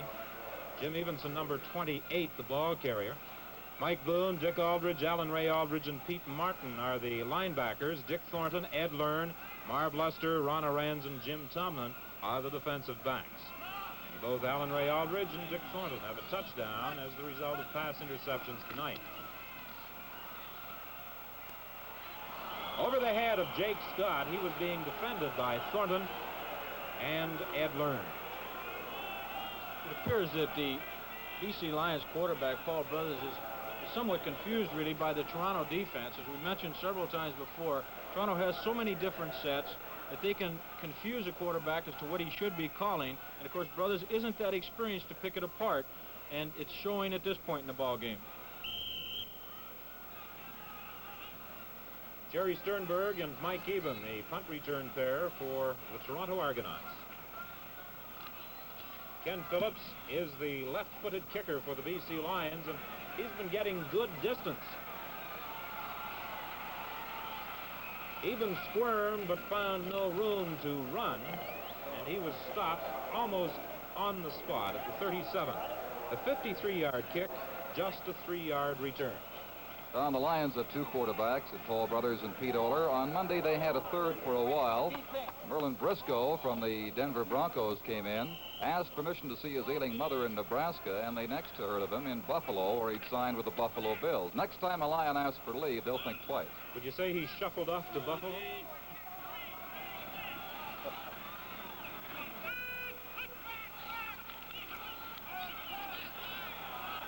Incomplete, intended for Bobby Taylor. Dave Ray was applying pressure. The Toronto Argonauts also have an excellent backup quarterback, Don, in the person of Frank Constantino. The fans might be interested to know.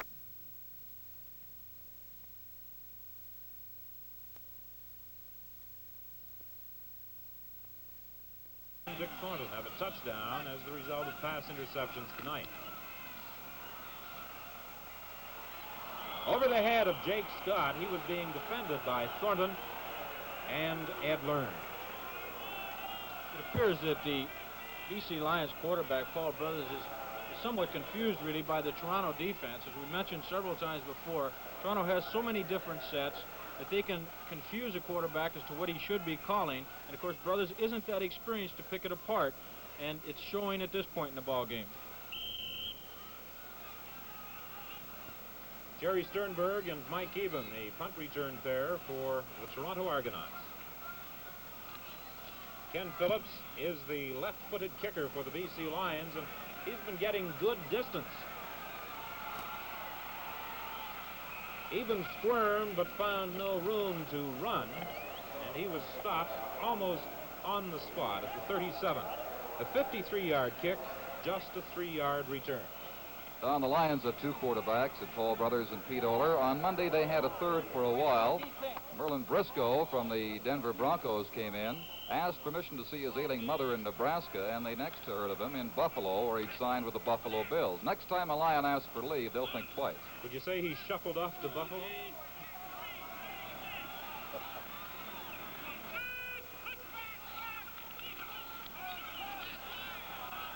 Incomplete, intended for Bobby Taylor. Dave Ray was applying pressure. The Toronto Argonauts also have an excellent backup quarterback, Don, in the person of Frank Constantino. The fans might be interested to know that Frank is authoring a thesis on the Canadian Football League, which will be published this October. Limping to the bench for the Toronto Argonauts is Chuck Liebrock. His spot has been taken at the guard position by Charlie Gray, number 57. Second and 10. Swing pass to Ramey. He couldn't hang on. Ted Girella was running over with Ramey, and Ramey bobbled that ball momentarily, as you saw. Just wondering if Dave saw the highlights of Ted Girella hitting Christian, the offensive back of the Hamilton Tiger Cats. Lassiter and Easley. Preparing to receive this Dave Mann punt.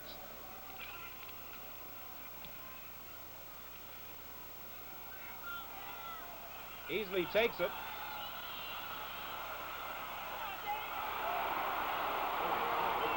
He almost went all the way. Only Mel Prophet, who hauled the feet out from under him, prevented what could have been a spectacular punt return. Watch number 64, Garrett Huntsberger, as he pulls up the tight end Mel Prophet, number 75. Prophet finally gets down to make the stop, but a tremendous return, 26 yards.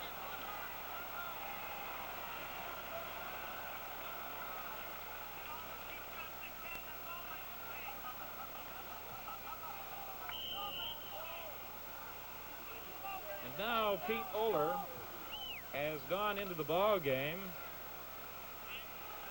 to replace Paul Brothers as quarterback of the British Columbia Lions.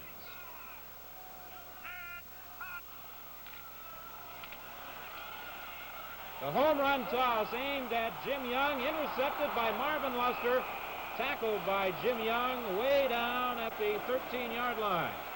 So the Bard of the Boondocks, as he has been nicknamed, tries a pass on the first play unsuccessfully. I'm afraid that he came in there with just having in mind to throw deep, Don. And when you have people like Marvin Luster and Ed Lernbacker, 1968 All-Canadian defensive backs, you just can't get away from that, or get away with that. And Marv Luster shows you what happens when you try to. A fine interception.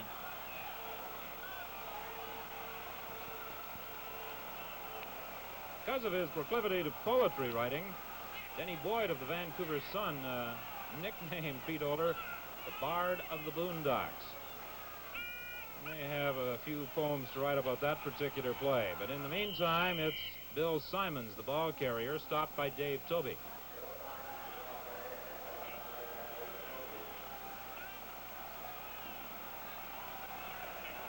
It's a gain of 5. It will be 2nd and 5. 8 minutes and 1 second still to play in quarter number 3. 39-14 is the score. The Toronto Argonauts lead the British Columbia Lions.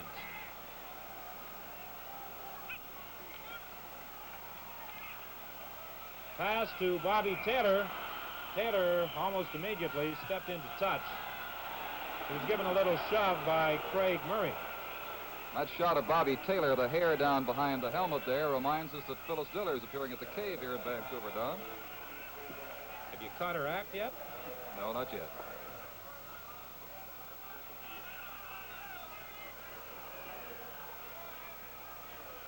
Don, I think making comments about Bobby Taylor like that, you're much safer up here in the booth announcing the ball game than you are on the opposing team.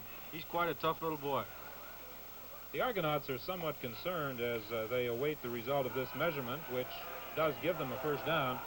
About the future of Bobby Taylor, there is a possibility that he may give up his football career to move into professional hockey. And if he does so with Philadelphia of the National Hockey League, well, that, of course, would mean he would go to training camp within a couple of weeks.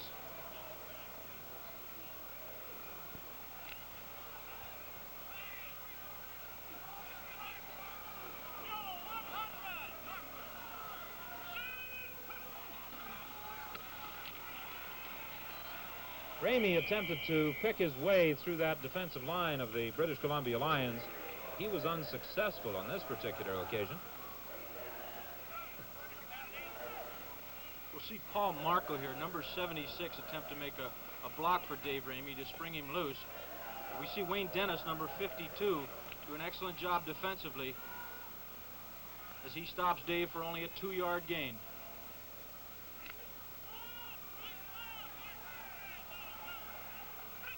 Second and 8 from the 27. The pass to Bobby Taylor. Again, he's forced into touch by Ted Girella. It again is rather close to a first down.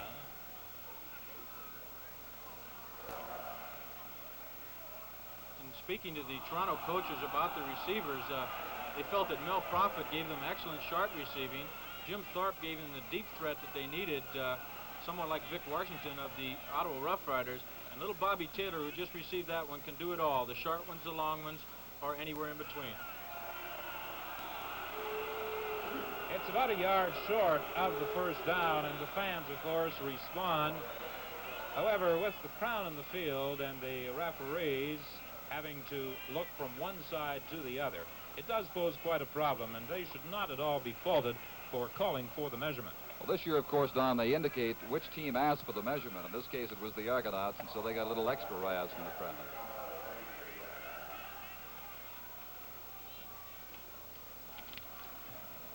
So looking at 3rd and 1, the Toronto Argonauts, with that comfortable 25-point advantage, are taking no chances as Dave Mann goes back to do the punting.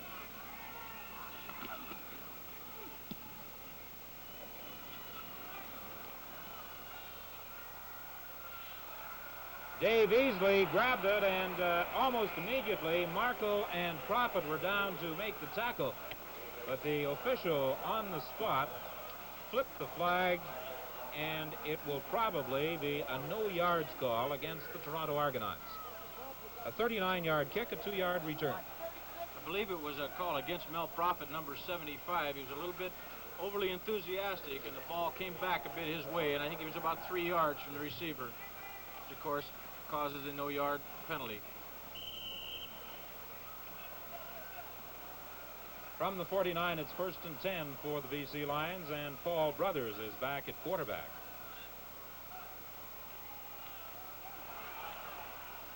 And this one is intercepted by Ed Learn.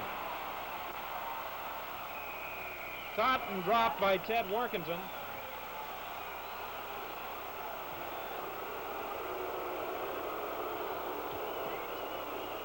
I don't think we need to tell you, if you have the volume on your television set turned up, that the fans at Empire Stadium are not pleased with the performance they're watching tonight.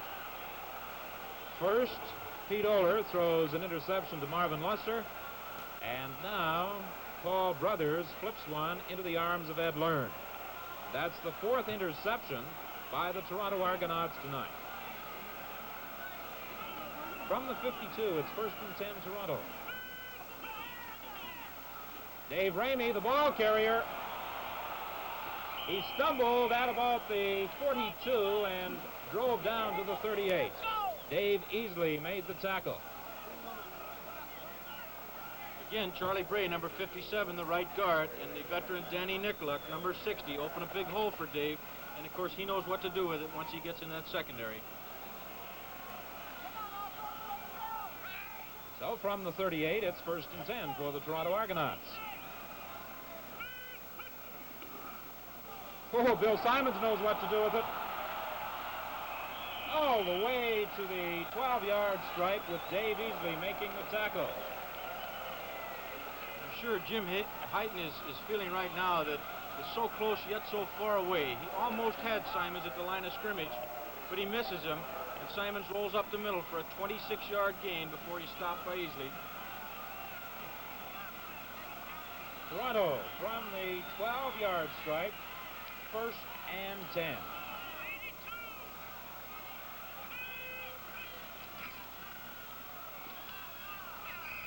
Ramey is down to the 8-yard line. The coach of the Toronto Argonauts rather relaxed. I don't know whether he is lighting that particular cigar, or is he just going to hold it in his hand for a more opportune moment when he feels the ball game is secure, and then light the stogie. He should feel secure, Don, at this point, because the Toronto Argonauts are really taking it to the BC Lions, as they say. They're doing nothing fancy, just handing it to a back and going with basic line blocking. Gain of 4, it's 2nd and 6 from the 9.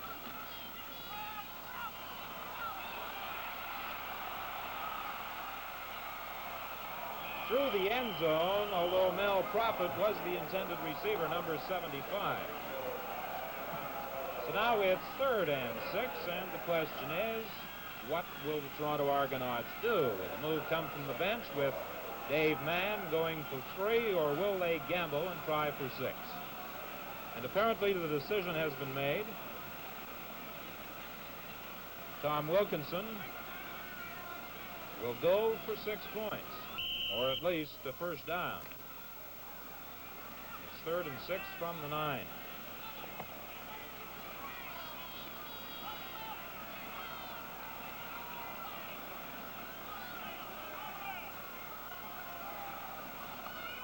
if you were quarterbacking, what play would you call?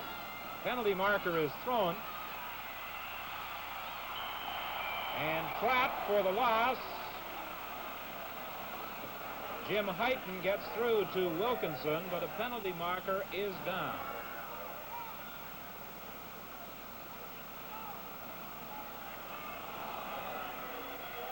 Offside was the charge against the Argonauts.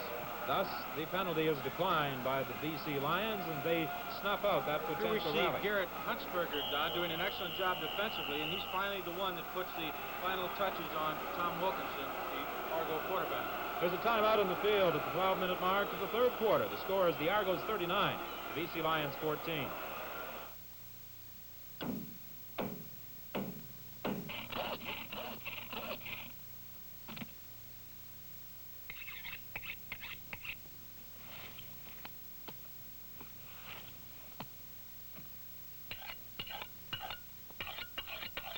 When you go to your butcher, you expect fresh meat. Meat at the peak of its flavor, and keeping meat fresh means constant refrigeration. You know it, your butcher knows it, and we know it.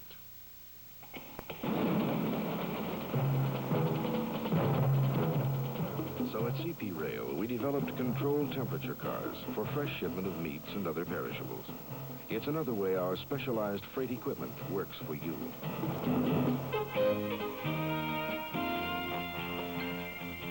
CP Rail, another way Canadian Pacific serves you.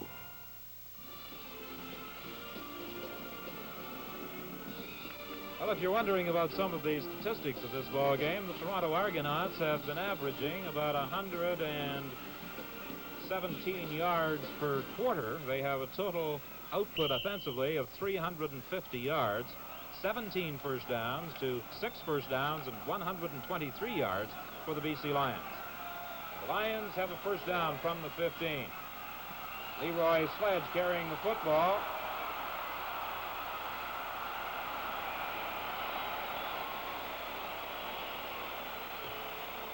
A good run back by Sledge up to the 33-yard line, tackled there by Dick Thornton. One of the few bright lights in the BC, from the BC's point of view, Leroy Sledge this evening. He goes for a 20-yard gain with Big Ken Sugarman, number 68, and Trevor Ekdahl, number 66, leading him on that sweep around the right side. Jake Scott, number 21, comes out to the left. First and 10 for the BC Lions. The swing pass to Leroy Sledge. He's a tough man to bring down. Tackled by Dick Thornton on the far side of the field. That's another first down. You know, Don, perhaps it's a good thing that Ramey wears 14, not 27. You've got 27 Sledge in Vancouver, 27 Washington and Ottawa, another 27 in Ramey. You'd have defensive players as coach cases all over the league.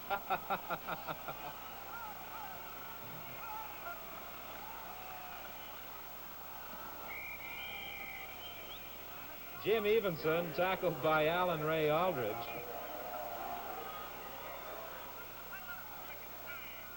We asked Dick Thornton earlier today, Don, what he attributed the Toronto cohesiveness to is they have a lot of cast-offs from other ball clubs. And his comment was that Coach Leo Kehill just seemed to be able to mold the ball club, treat them all like men, and be concerned mainly with their performance on the field. Second and 9 from the 46 for the BC Lions. The pass complete to Jake Scott. He has a first down. There's a penalty marker back at the line of scrimmage. Dick Thornton made the tackle.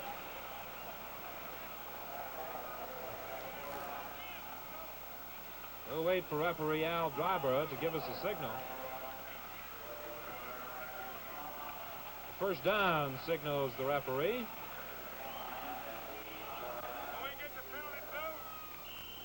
No indication as to what the flag was thrown for or whether it was dropped inadvertently.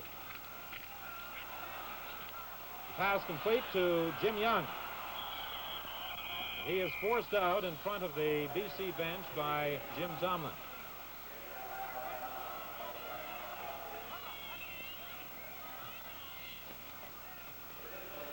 BC is trying to steal some of the Argonaut offensive theory now and sending people in motion having 4 or 5 quick receivers on one side of the field. They've had success, but it's been limited success on this drive.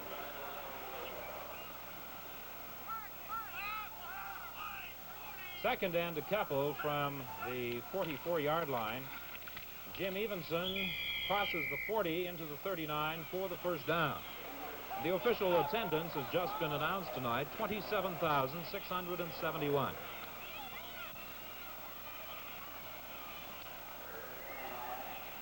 So it's 1st and 10 for the BC Lions.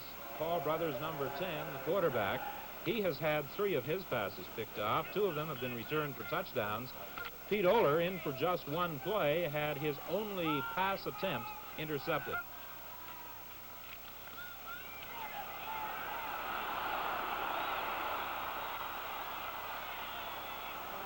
Ed Harrington came from behind to make the initial contact with Paul Brothers, and then he received assistance in finally tackling the BC quarterback, but not before he had again advanced the yardstick.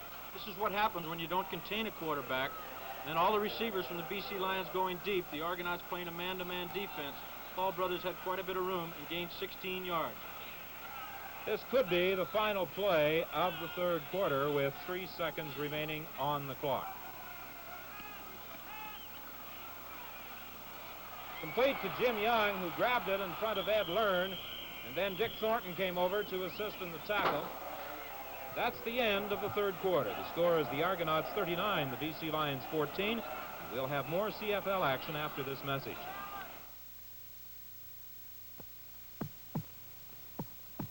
Heart disease is a family problem, and the control of this leading health enemy is a family affair. Yes, there are steps that every one of you can take to reduce the risk of heart attack. Regular exercise, for example. It improves the circulation and strengthens the heart. And weight control. Extra pounds increase the risk of high blood pressure and heart attack. Another way to reduce your family's risk is to eat a good, balanced diet, low in cholesterol and saturated fats. Control of high blood pressure reduces the risk of both heart attack and stroke. And remember, too, heavy cigarette smokers have heart attacks at a rate 2 to 3 times higher than non-smokers. Yes, there are steps every member of the family can take to reduce the risk of heart attack. And the first step is to your doctor's office to see him regularly. For more information on reducing the risk of heart attack, ask your heart association.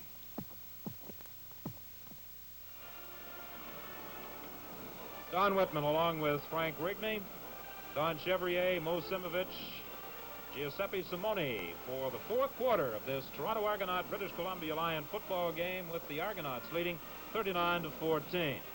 Earlier, Frank Rigney commented about the number of characters on this Toronto Argonaut roster. And the coach of the Toronto Argonauts, Leo Cahill, simply said there would be no policing off the field. But don't do anything to bring shame to the Argos and get our team into the Grey Cup. Lynn Hendrickson moves the football to the 5-yard line, and from there it will be 1st and touchdown for the BC Lions. Hendrickson, number 71.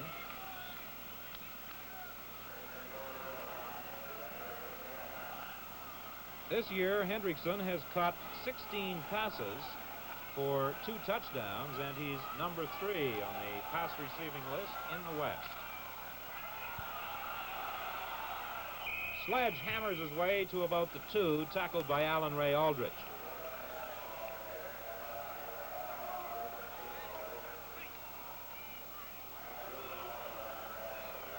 Number 70, Mike Bloom, just getting to his feet, and number 64, Paul Balasuk, coming into the picture. He's replacing number 31, Dick Aldridge, at a linebacking spot.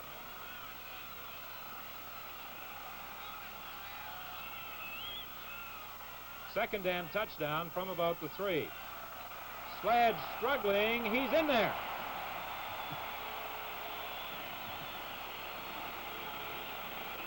$27,000 fans have not had too much to cheer about tonight.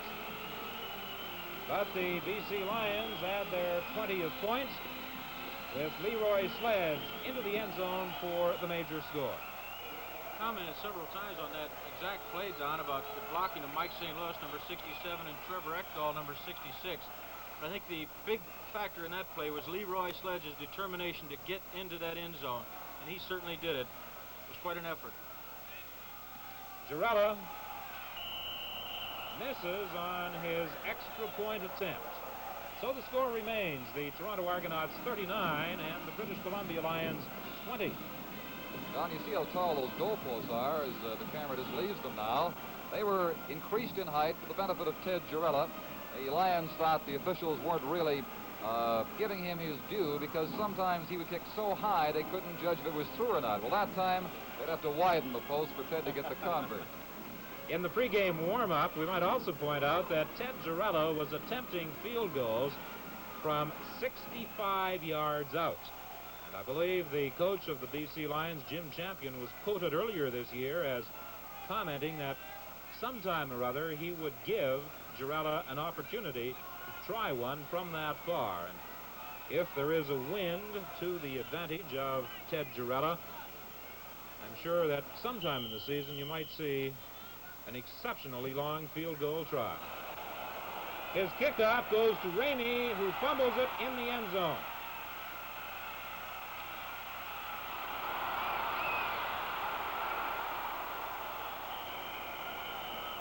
Frank, I think most fans across the country will agree that Dave Ramey is having a rather impressive debut as a Toronto Argonaut.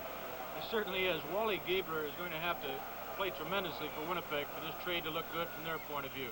Dave takes off up the middle, and if he could have just gotten one more step on Girella, I'm sure that he'd gone all the way. A 67-yard kickoff and a 48-yard return. Toronto 1st and 10, the ball at the Argonaut 46.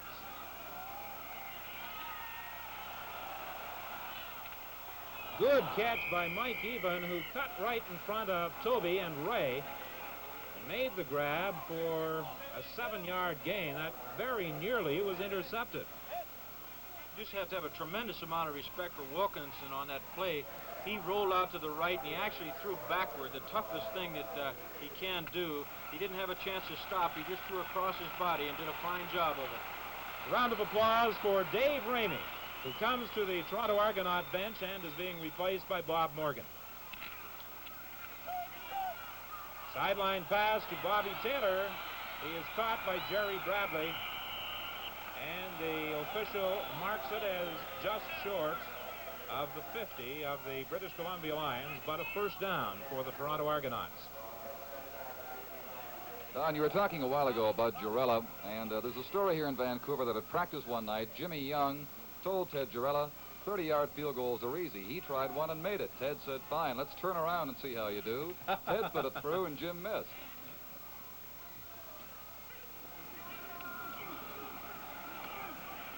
Here's the bomb. Intended for Even, incomplete.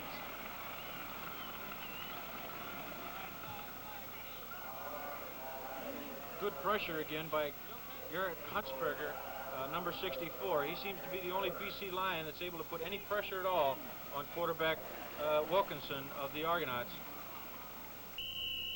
Again, Dave Ramey goes in and Bob Morgan comes out. It's 2nd and 10, the ball just short of the 50 of the British Columbia Lions. Simons driving through, he's got a hole, and he's down to the 35-yard line.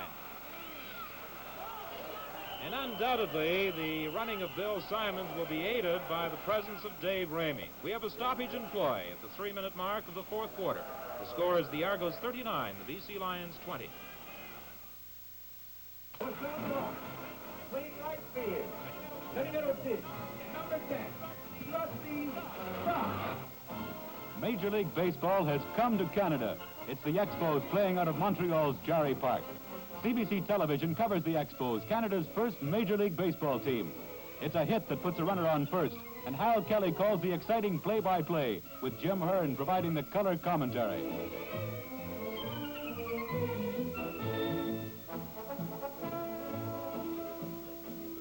It's a walk that puts another runner on first and moves Expos first man to second. And then... There's the left fielder, Mac Jones. Deep to right center field.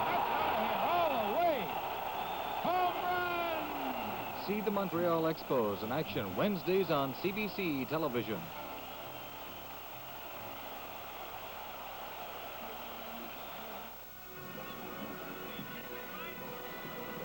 That 15-yard gallop by Bill Simons puts the Argonauts at the BC 35-yard line. They have it 1st and 10.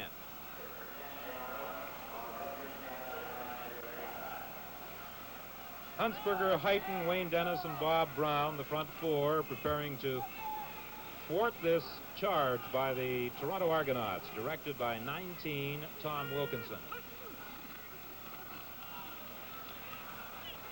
Pass to Bobby Taylor.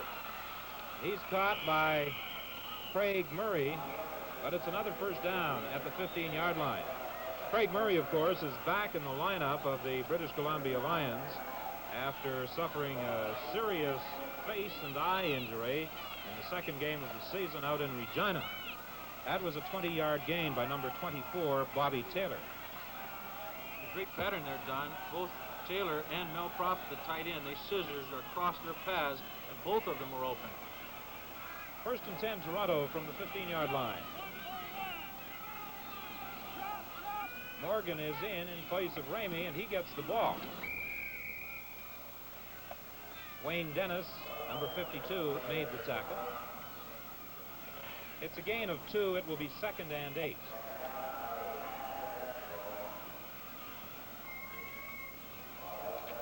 Well, Leo Cahill having a little difficulty with that cigar. He's had it lit, but he's had difficulty keeping it going.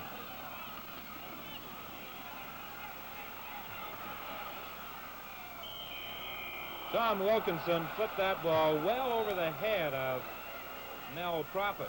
I think he may have realized he was in a little bit of difficulty. There seemed to be some mix-up on that play, Don. There were several receivers in the same area.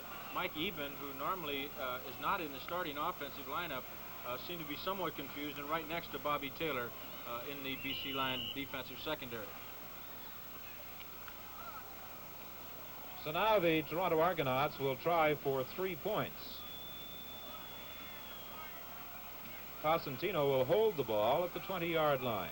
Dave Mann kicking from directly in front of the posts. He is successful.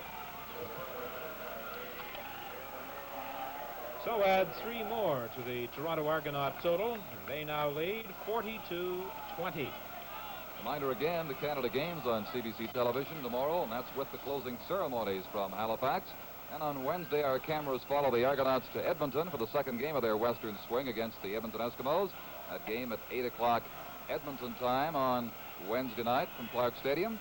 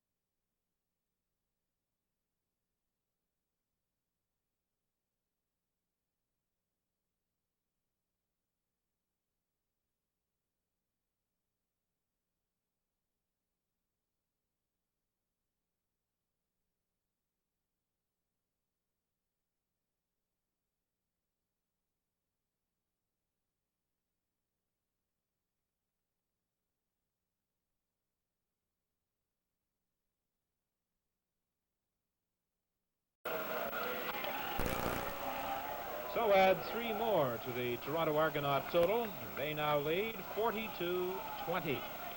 Reminder again, the Canada Games on CBC television tomorrow, and that's with the closing ceremonies from Halifax. And on Wednesday, our cameras follow the Argonauts to Edmonton for the second game of their Western swing against the Edmonton Eskimos.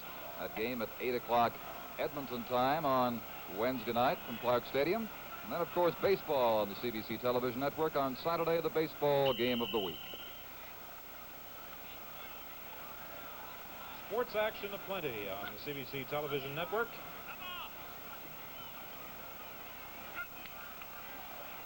A draw play. Evenson is the ball carrier, striking to the 43. Marv Luster was in on the tackle. Evenson last year, the second leading rusher in the West.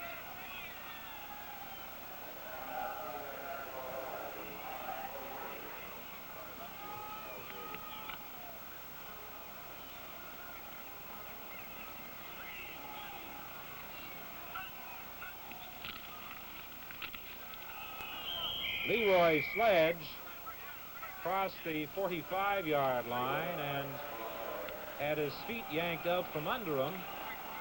Not almost a forgotten man in the Argonaut quarterbacking ranks is Frank Cosentino, what with Gabler and Wilkinson to contend with. Now that Gabler's gone, of course, Frank's the #1 backup man, and he's warming up, may make an appearance later. But at the moment, the British Columbia Lions have the football.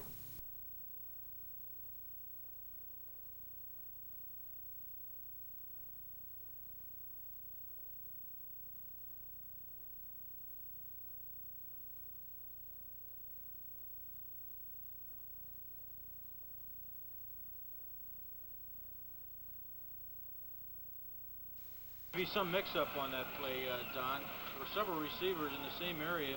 Mike Eben, who normally is not in the starting offensive lineup, seemed to be somewhat confused, and right next to Bobby Taylor in the BC Lion defensive secondary. So now the Toronto Argonauts will try for 3 points. Cosentino will hold the ball at the 20-yard line. Dave Mann kicking from directly in front of the posts. He is successful. So add 3 more to the Toronto Argonaut total. They now lead 42-20. Reminder again, the Canada Games on CBC television tomorrow, and that's with the closing ceremonies from Halifax. And on Wednesday, our cameras follow the Argonauts to Edmonton for the second game of their Western swing against the Edmonton Eskimos. That game at 8 o'clock Edmonton time on Wednesday night from Clark Stadium. And then, of course, baseball on the CBC television network on Saturday, the baseball game of the week. Sports action aplenty on the CBC television network.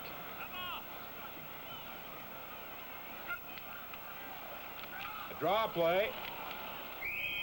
Evenson is the ball carrier, striking to the 43. Marv Luster was in on the tackle. Evenson last year, the second leading rusher in the West.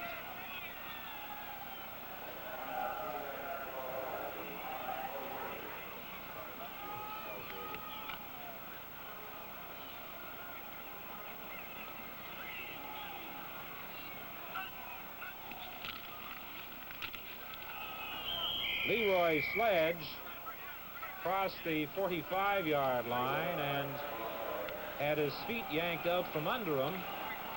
Not almost a forgotten man in the Argonaut quarterbacking ranks is Frank Cosentino, what with Gabler and Wilkinson to contend with. Now that Gabler's gone, of course, Frank's the #1 backup man, and he's warming up, may make an appearance later. But at the moment, the British Columbia Lions have the football under the direction of quarterback Paul Brothers. It's 1st and 10 from the 47. Pass is complete to Leroy Sledge. Dick Thornton came up to make the tackle, number 25, Tricky Dicky, as he's nicknamed by his teammates. Of course, Dick, being the old pro that he is, he's going to give away those short receptions at this point. With a 22-point lead and 8 minutes left to go, Dick knows what he's doing. He gives an 8-yard reception to Leroy Sledge.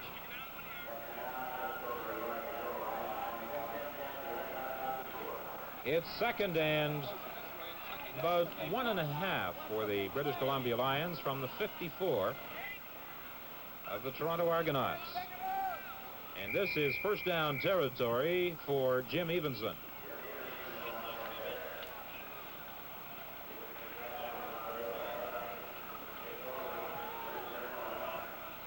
Vernon Vanoy and Dick Aldridge both came up to haul down the BC ball carrier. It's first and 10 for the Lions, the ball at the 51 of the Toronto Argonauts. Jake Scott goes wide to the left.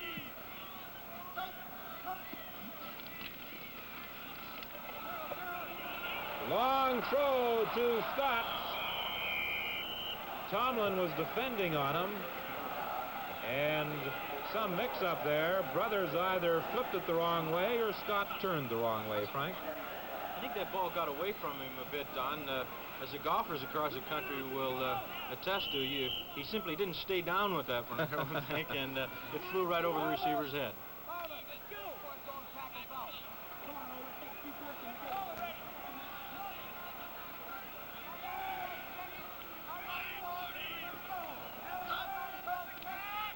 Second and 10 from the 51. Incomplete, intended for lefty Hendrickson. And it will be third and 10. Jim Tomlin was defending against Hendrickson. Tomlin came to the Toronto Argonauts this year from the New Orleans Saints of the National Football League. Might be interesting for the fans to note if British Columbia punt here, their punter Ken Phillips, who's a left-footed kicker, number 22, and kicking for them the first time this year. He drops the ball from an awfully high position. I'm just wondering if on an evening when there's high winds, if he's going to have a problem. He had something of a problem with the low snap and didn't get that ball away particularly well. A penalty marker is down and no yards. Maybe the infraction as Jerry Sternberg returned it, and Hendrickson was in too close. As a matter of fact, he almost caught the football. A 34-yard kick, a 5-yard return, and we're waiting for the signal from the field. And when the Argonauts do scrimmage the ball, Frank Cosentino will be the quarterback, number 11, replacing Tom Wilkinson. Number 60, conferring with the officials, is Danny Nicolak. He's been around for a long time, Don Chevrier. Yes, he has. 14 years, as Frank Rigney said earlier. And for Danny, it's been a long wait to have a solid contending team to play for, but he appears to have one here in 1969. Don, I think you were talking to Coach Leo Cahill about Frank Cosentino last night. Yes, we were talking about Cosentino. We were talking about Tom Wilkinson and the quarterbacking situation. And maturity is one word the coaches use most often when talking about quarterbacks. And of course, Cosentino spent time with both the Hamilton Tiger Cats and the Edmonton Eskimos, and he's going to be an excellent backup man for the Toronto Argonauts in the opinion of Coach Leo Cahill. Mike Eapen was the intended receiver, number 32.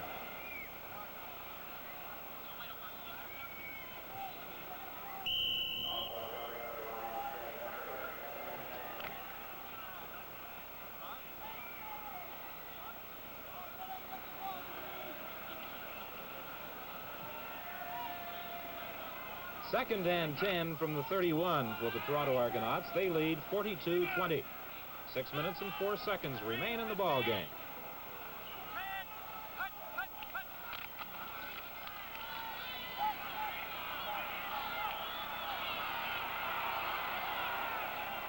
Pass complete. On the far side of the field, forced into touch, is Jim Henderson, number 72. Craig Murray made the tackle, and the Toronto Argonauts advanced the football 22 yards, and Coach Leo Cahill is doing some rather free substituting in this fourth quarter. Frank Cosentino moved around back there quite nimbly, Don, on that one, and that's something that he certainly hasn't been noted for in the past. He's been noted for that strong arm, which he showed you on the previous play to that one, which was incomplete. From the 53, it's first and 10.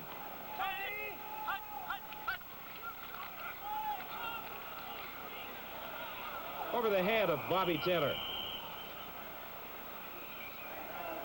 Len Sparks was defending on Taylor and deflected that ball.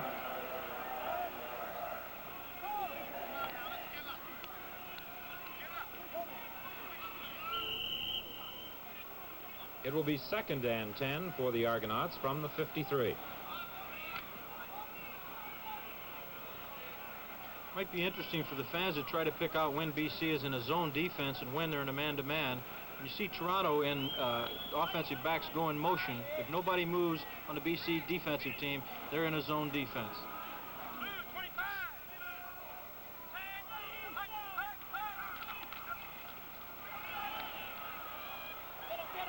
Morgan, the receiver, cut down almost immediately by Dave Tobey, and it was Tobey who was in on quarterback Frank Cosentino. He's number 51, just now getting to his feet.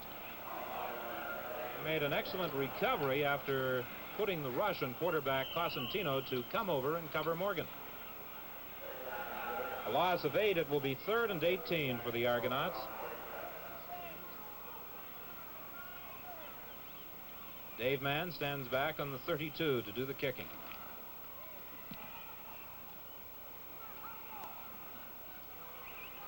Fielded by Lassiter.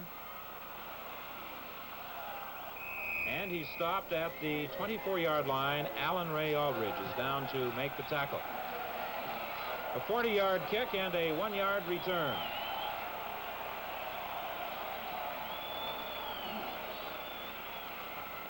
Don, you mentioned the changes the Argonauts are making, and this likely is because of that game coming up just 3 nights from now at Clark Stadium in Edmonton on Wednesday against the Eskimos.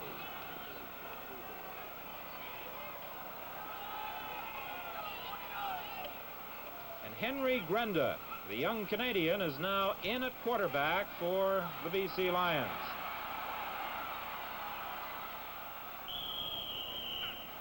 Pete Martin made the tackle. Grenda moving out of there and lugging that football to the 30-yard line. A number of people have mentioned in Vancouver the similar physical appearance of Grenda to the former great Joe Kapp, who was the quarterback here for so many years. Certainly, if it carries through to his ability, the BC fans will be pleased. Grenda is 6'3" and weighs 215 pounds. He played his college ball at Washington State. Leroy Sledge, the ball carrier. The Lions, by the way, have just placed Kapp back on their negotiation list. He has a leg injury in Minnesota. It's doubtful they'd waive him right through the NFL, but the other day they put Kapp's name on the BC negotiation list. It's short of the first down by 1. With 3:03 to play in quarter number 4, and with the Argonauts leading 42-20, Jim Champion apparently feels he's nothing to lose by gambling.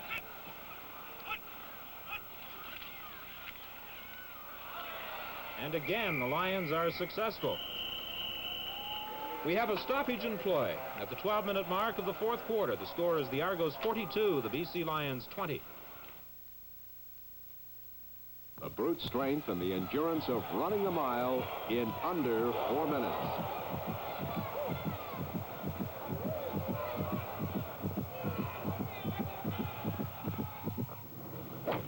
The drive that knifes the air. An odyssey found in wind and sail. The crunch and intellect that makes winners. Horses and hooves, winning speeds, last-second charges, winners, losers, excitement.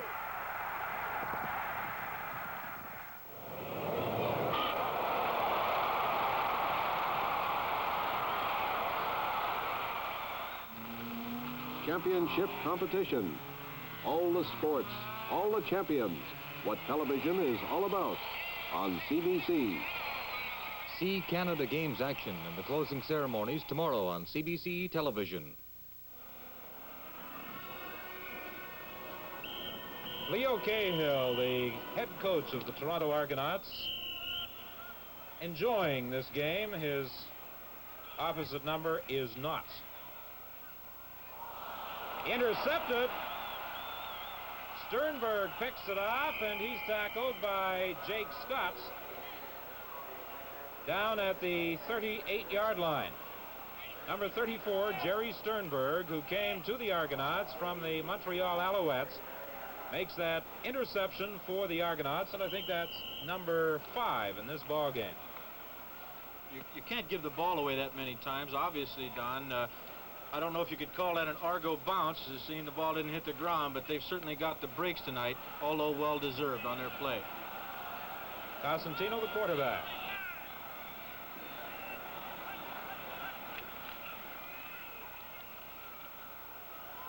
Long throw to Bobby Taylor, intercepted by the BC Lions.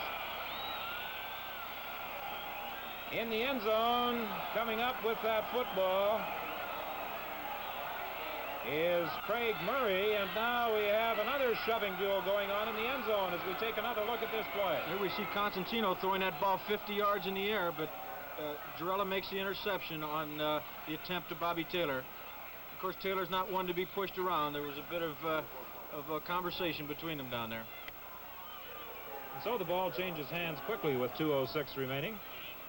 And the British Columbia Lions will scrimmage from the 10.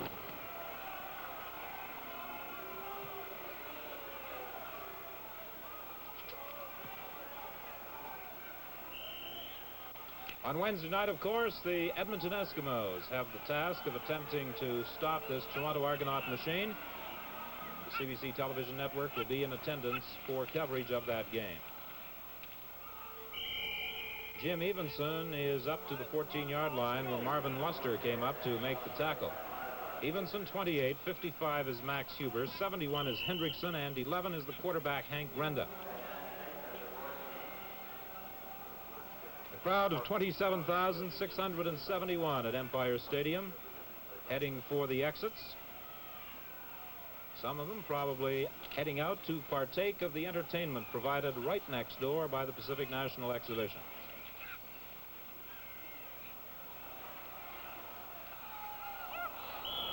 Pass attempt incomplete. Scott was the intended receiver.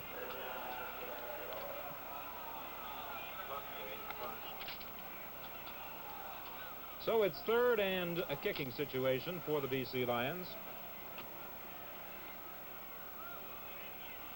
Ken Phillips will be kicking the ball from about the goal line.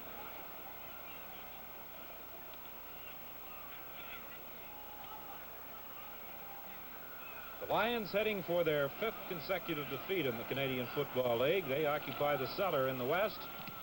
And the Toronto Argonauts, a minute and 19 seconds away from win number 3. They have one loss.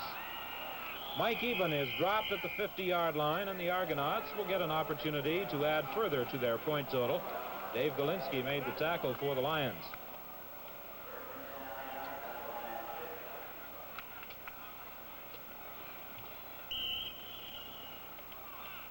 First time the Argonauts had the football tonight. They gave an indication, perhaps, of what was to come as they drove for a touchdown with Wilkinson from the 14, running it over on a keeper play.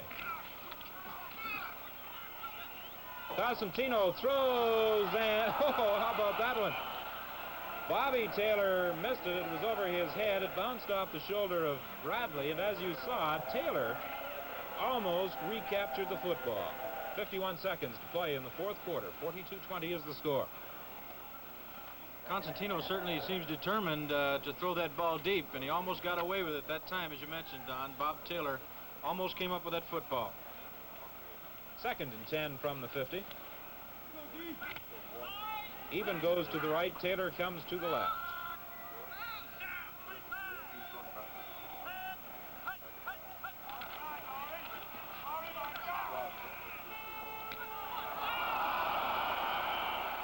Sparks had a great opportunity for an interception. He's talking to himself out there.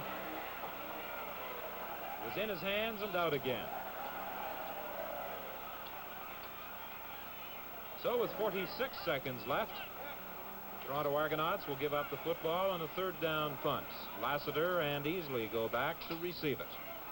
As our spotter, Mo Simovich, has pointed out, on all punts by the Toronto Argonaut Football Club, Alan Ray Aldridge, number 44, comes in to replace Bob Swift to center that football. He's been doing an excellent job this evening, as has Dave Mann, the punter.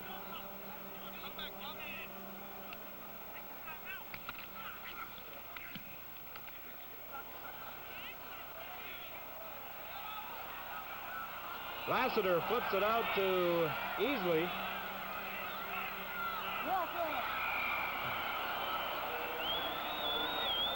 The last waltz, I guess you could call that one, as Hudspeth hung on for dear life to the jersey of Easley and swung him into touch. Hudspeth, number 66, stands 6'4" and weighs 240 pounds. He adds some beef to that offensive line of the Toronto Argonauts. He came to the team from Southern Illinois. 27 seconds remain to play. Grenda still the quarterback for the BC Lions. The pass to Jake Scott. He's tackled at the 30, but that's a first down. Again, the Toronto Argonauts defense quite willing to give away those hook patterns. A 15-yard gain as Jake Scott comes down, curls in, and he's hit with that pass from quarterback Pete Oler. I'm sorry, Bruce Brothers.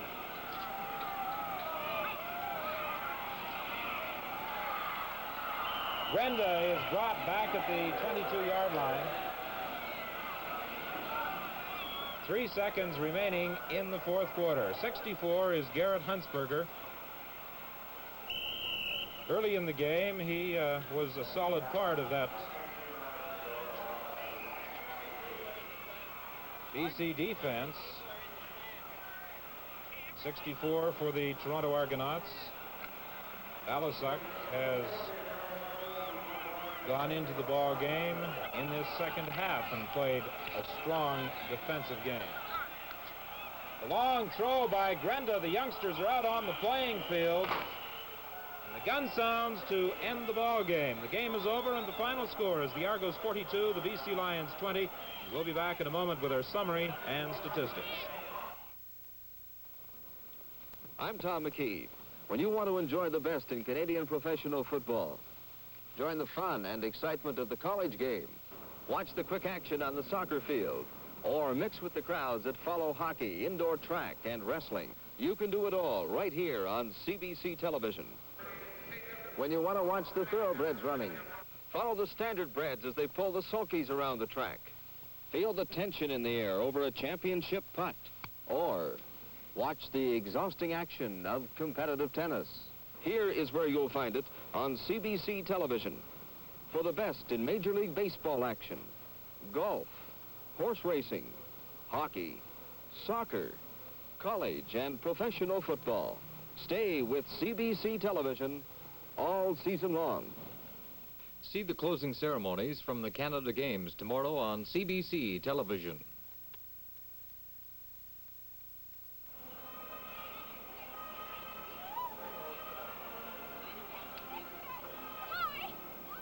Don Chevrier back at Empire Stadium, and this gives you some idea of the power of the Argonaut offense in this game against the BC Lions tonight.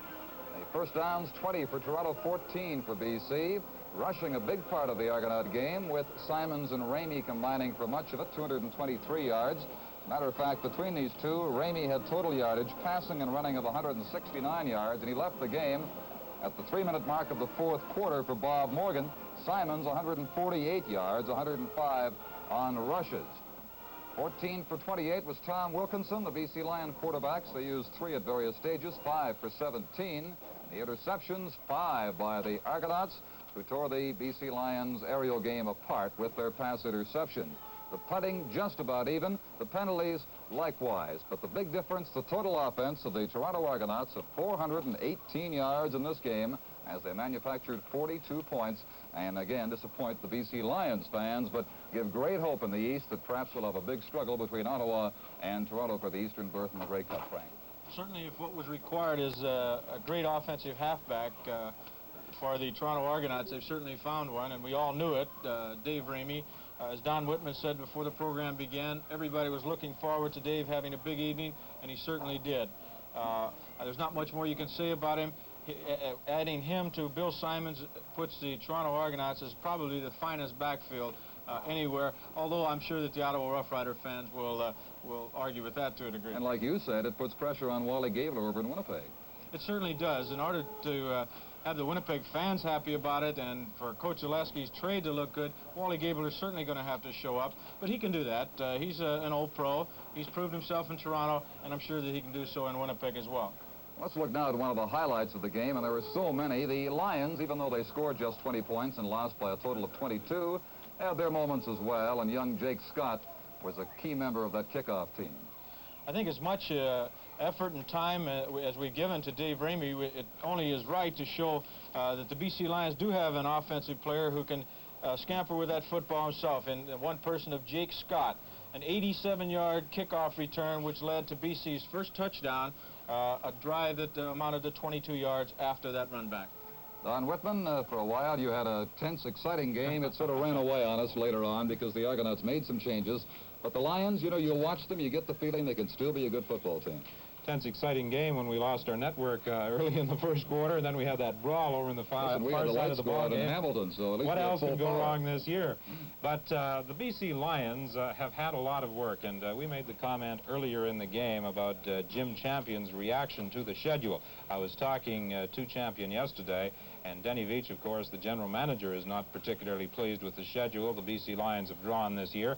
And in making a comment, Champion said, if Denny Veach voted for it, it had to be unanimous at the drafting schedule of the CFL. Well, perhaps better luck next year for the Lions when the 1970 schedule comes out for them. But all is not lost yet. No. And so the Argonauts come out and gain their first win in the Western Conference, the 2 games they'll play. The final score was the Argonauts 42 and the British Columbia Lions 20. The CBC's next CFL telecast Wednesday night, August 27th, when the Edmonton Eskimos play host to the Argonauts. That's the Eskimos and the Argos from Clark Stadium Wednesday night, coast to coast on the CBC. Now, on behalf of our sponsors and the CBC Television Network, Don Chevrier bidding you all a very pleasant good night.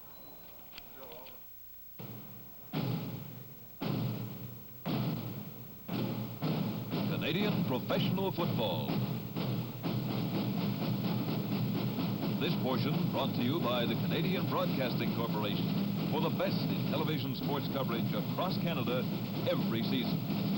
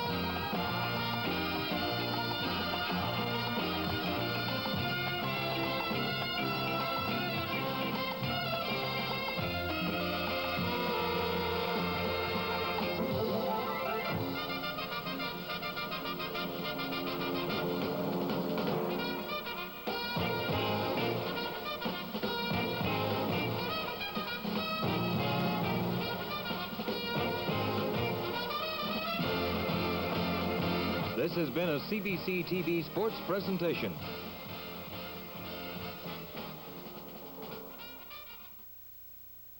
This is the CBC Television Network.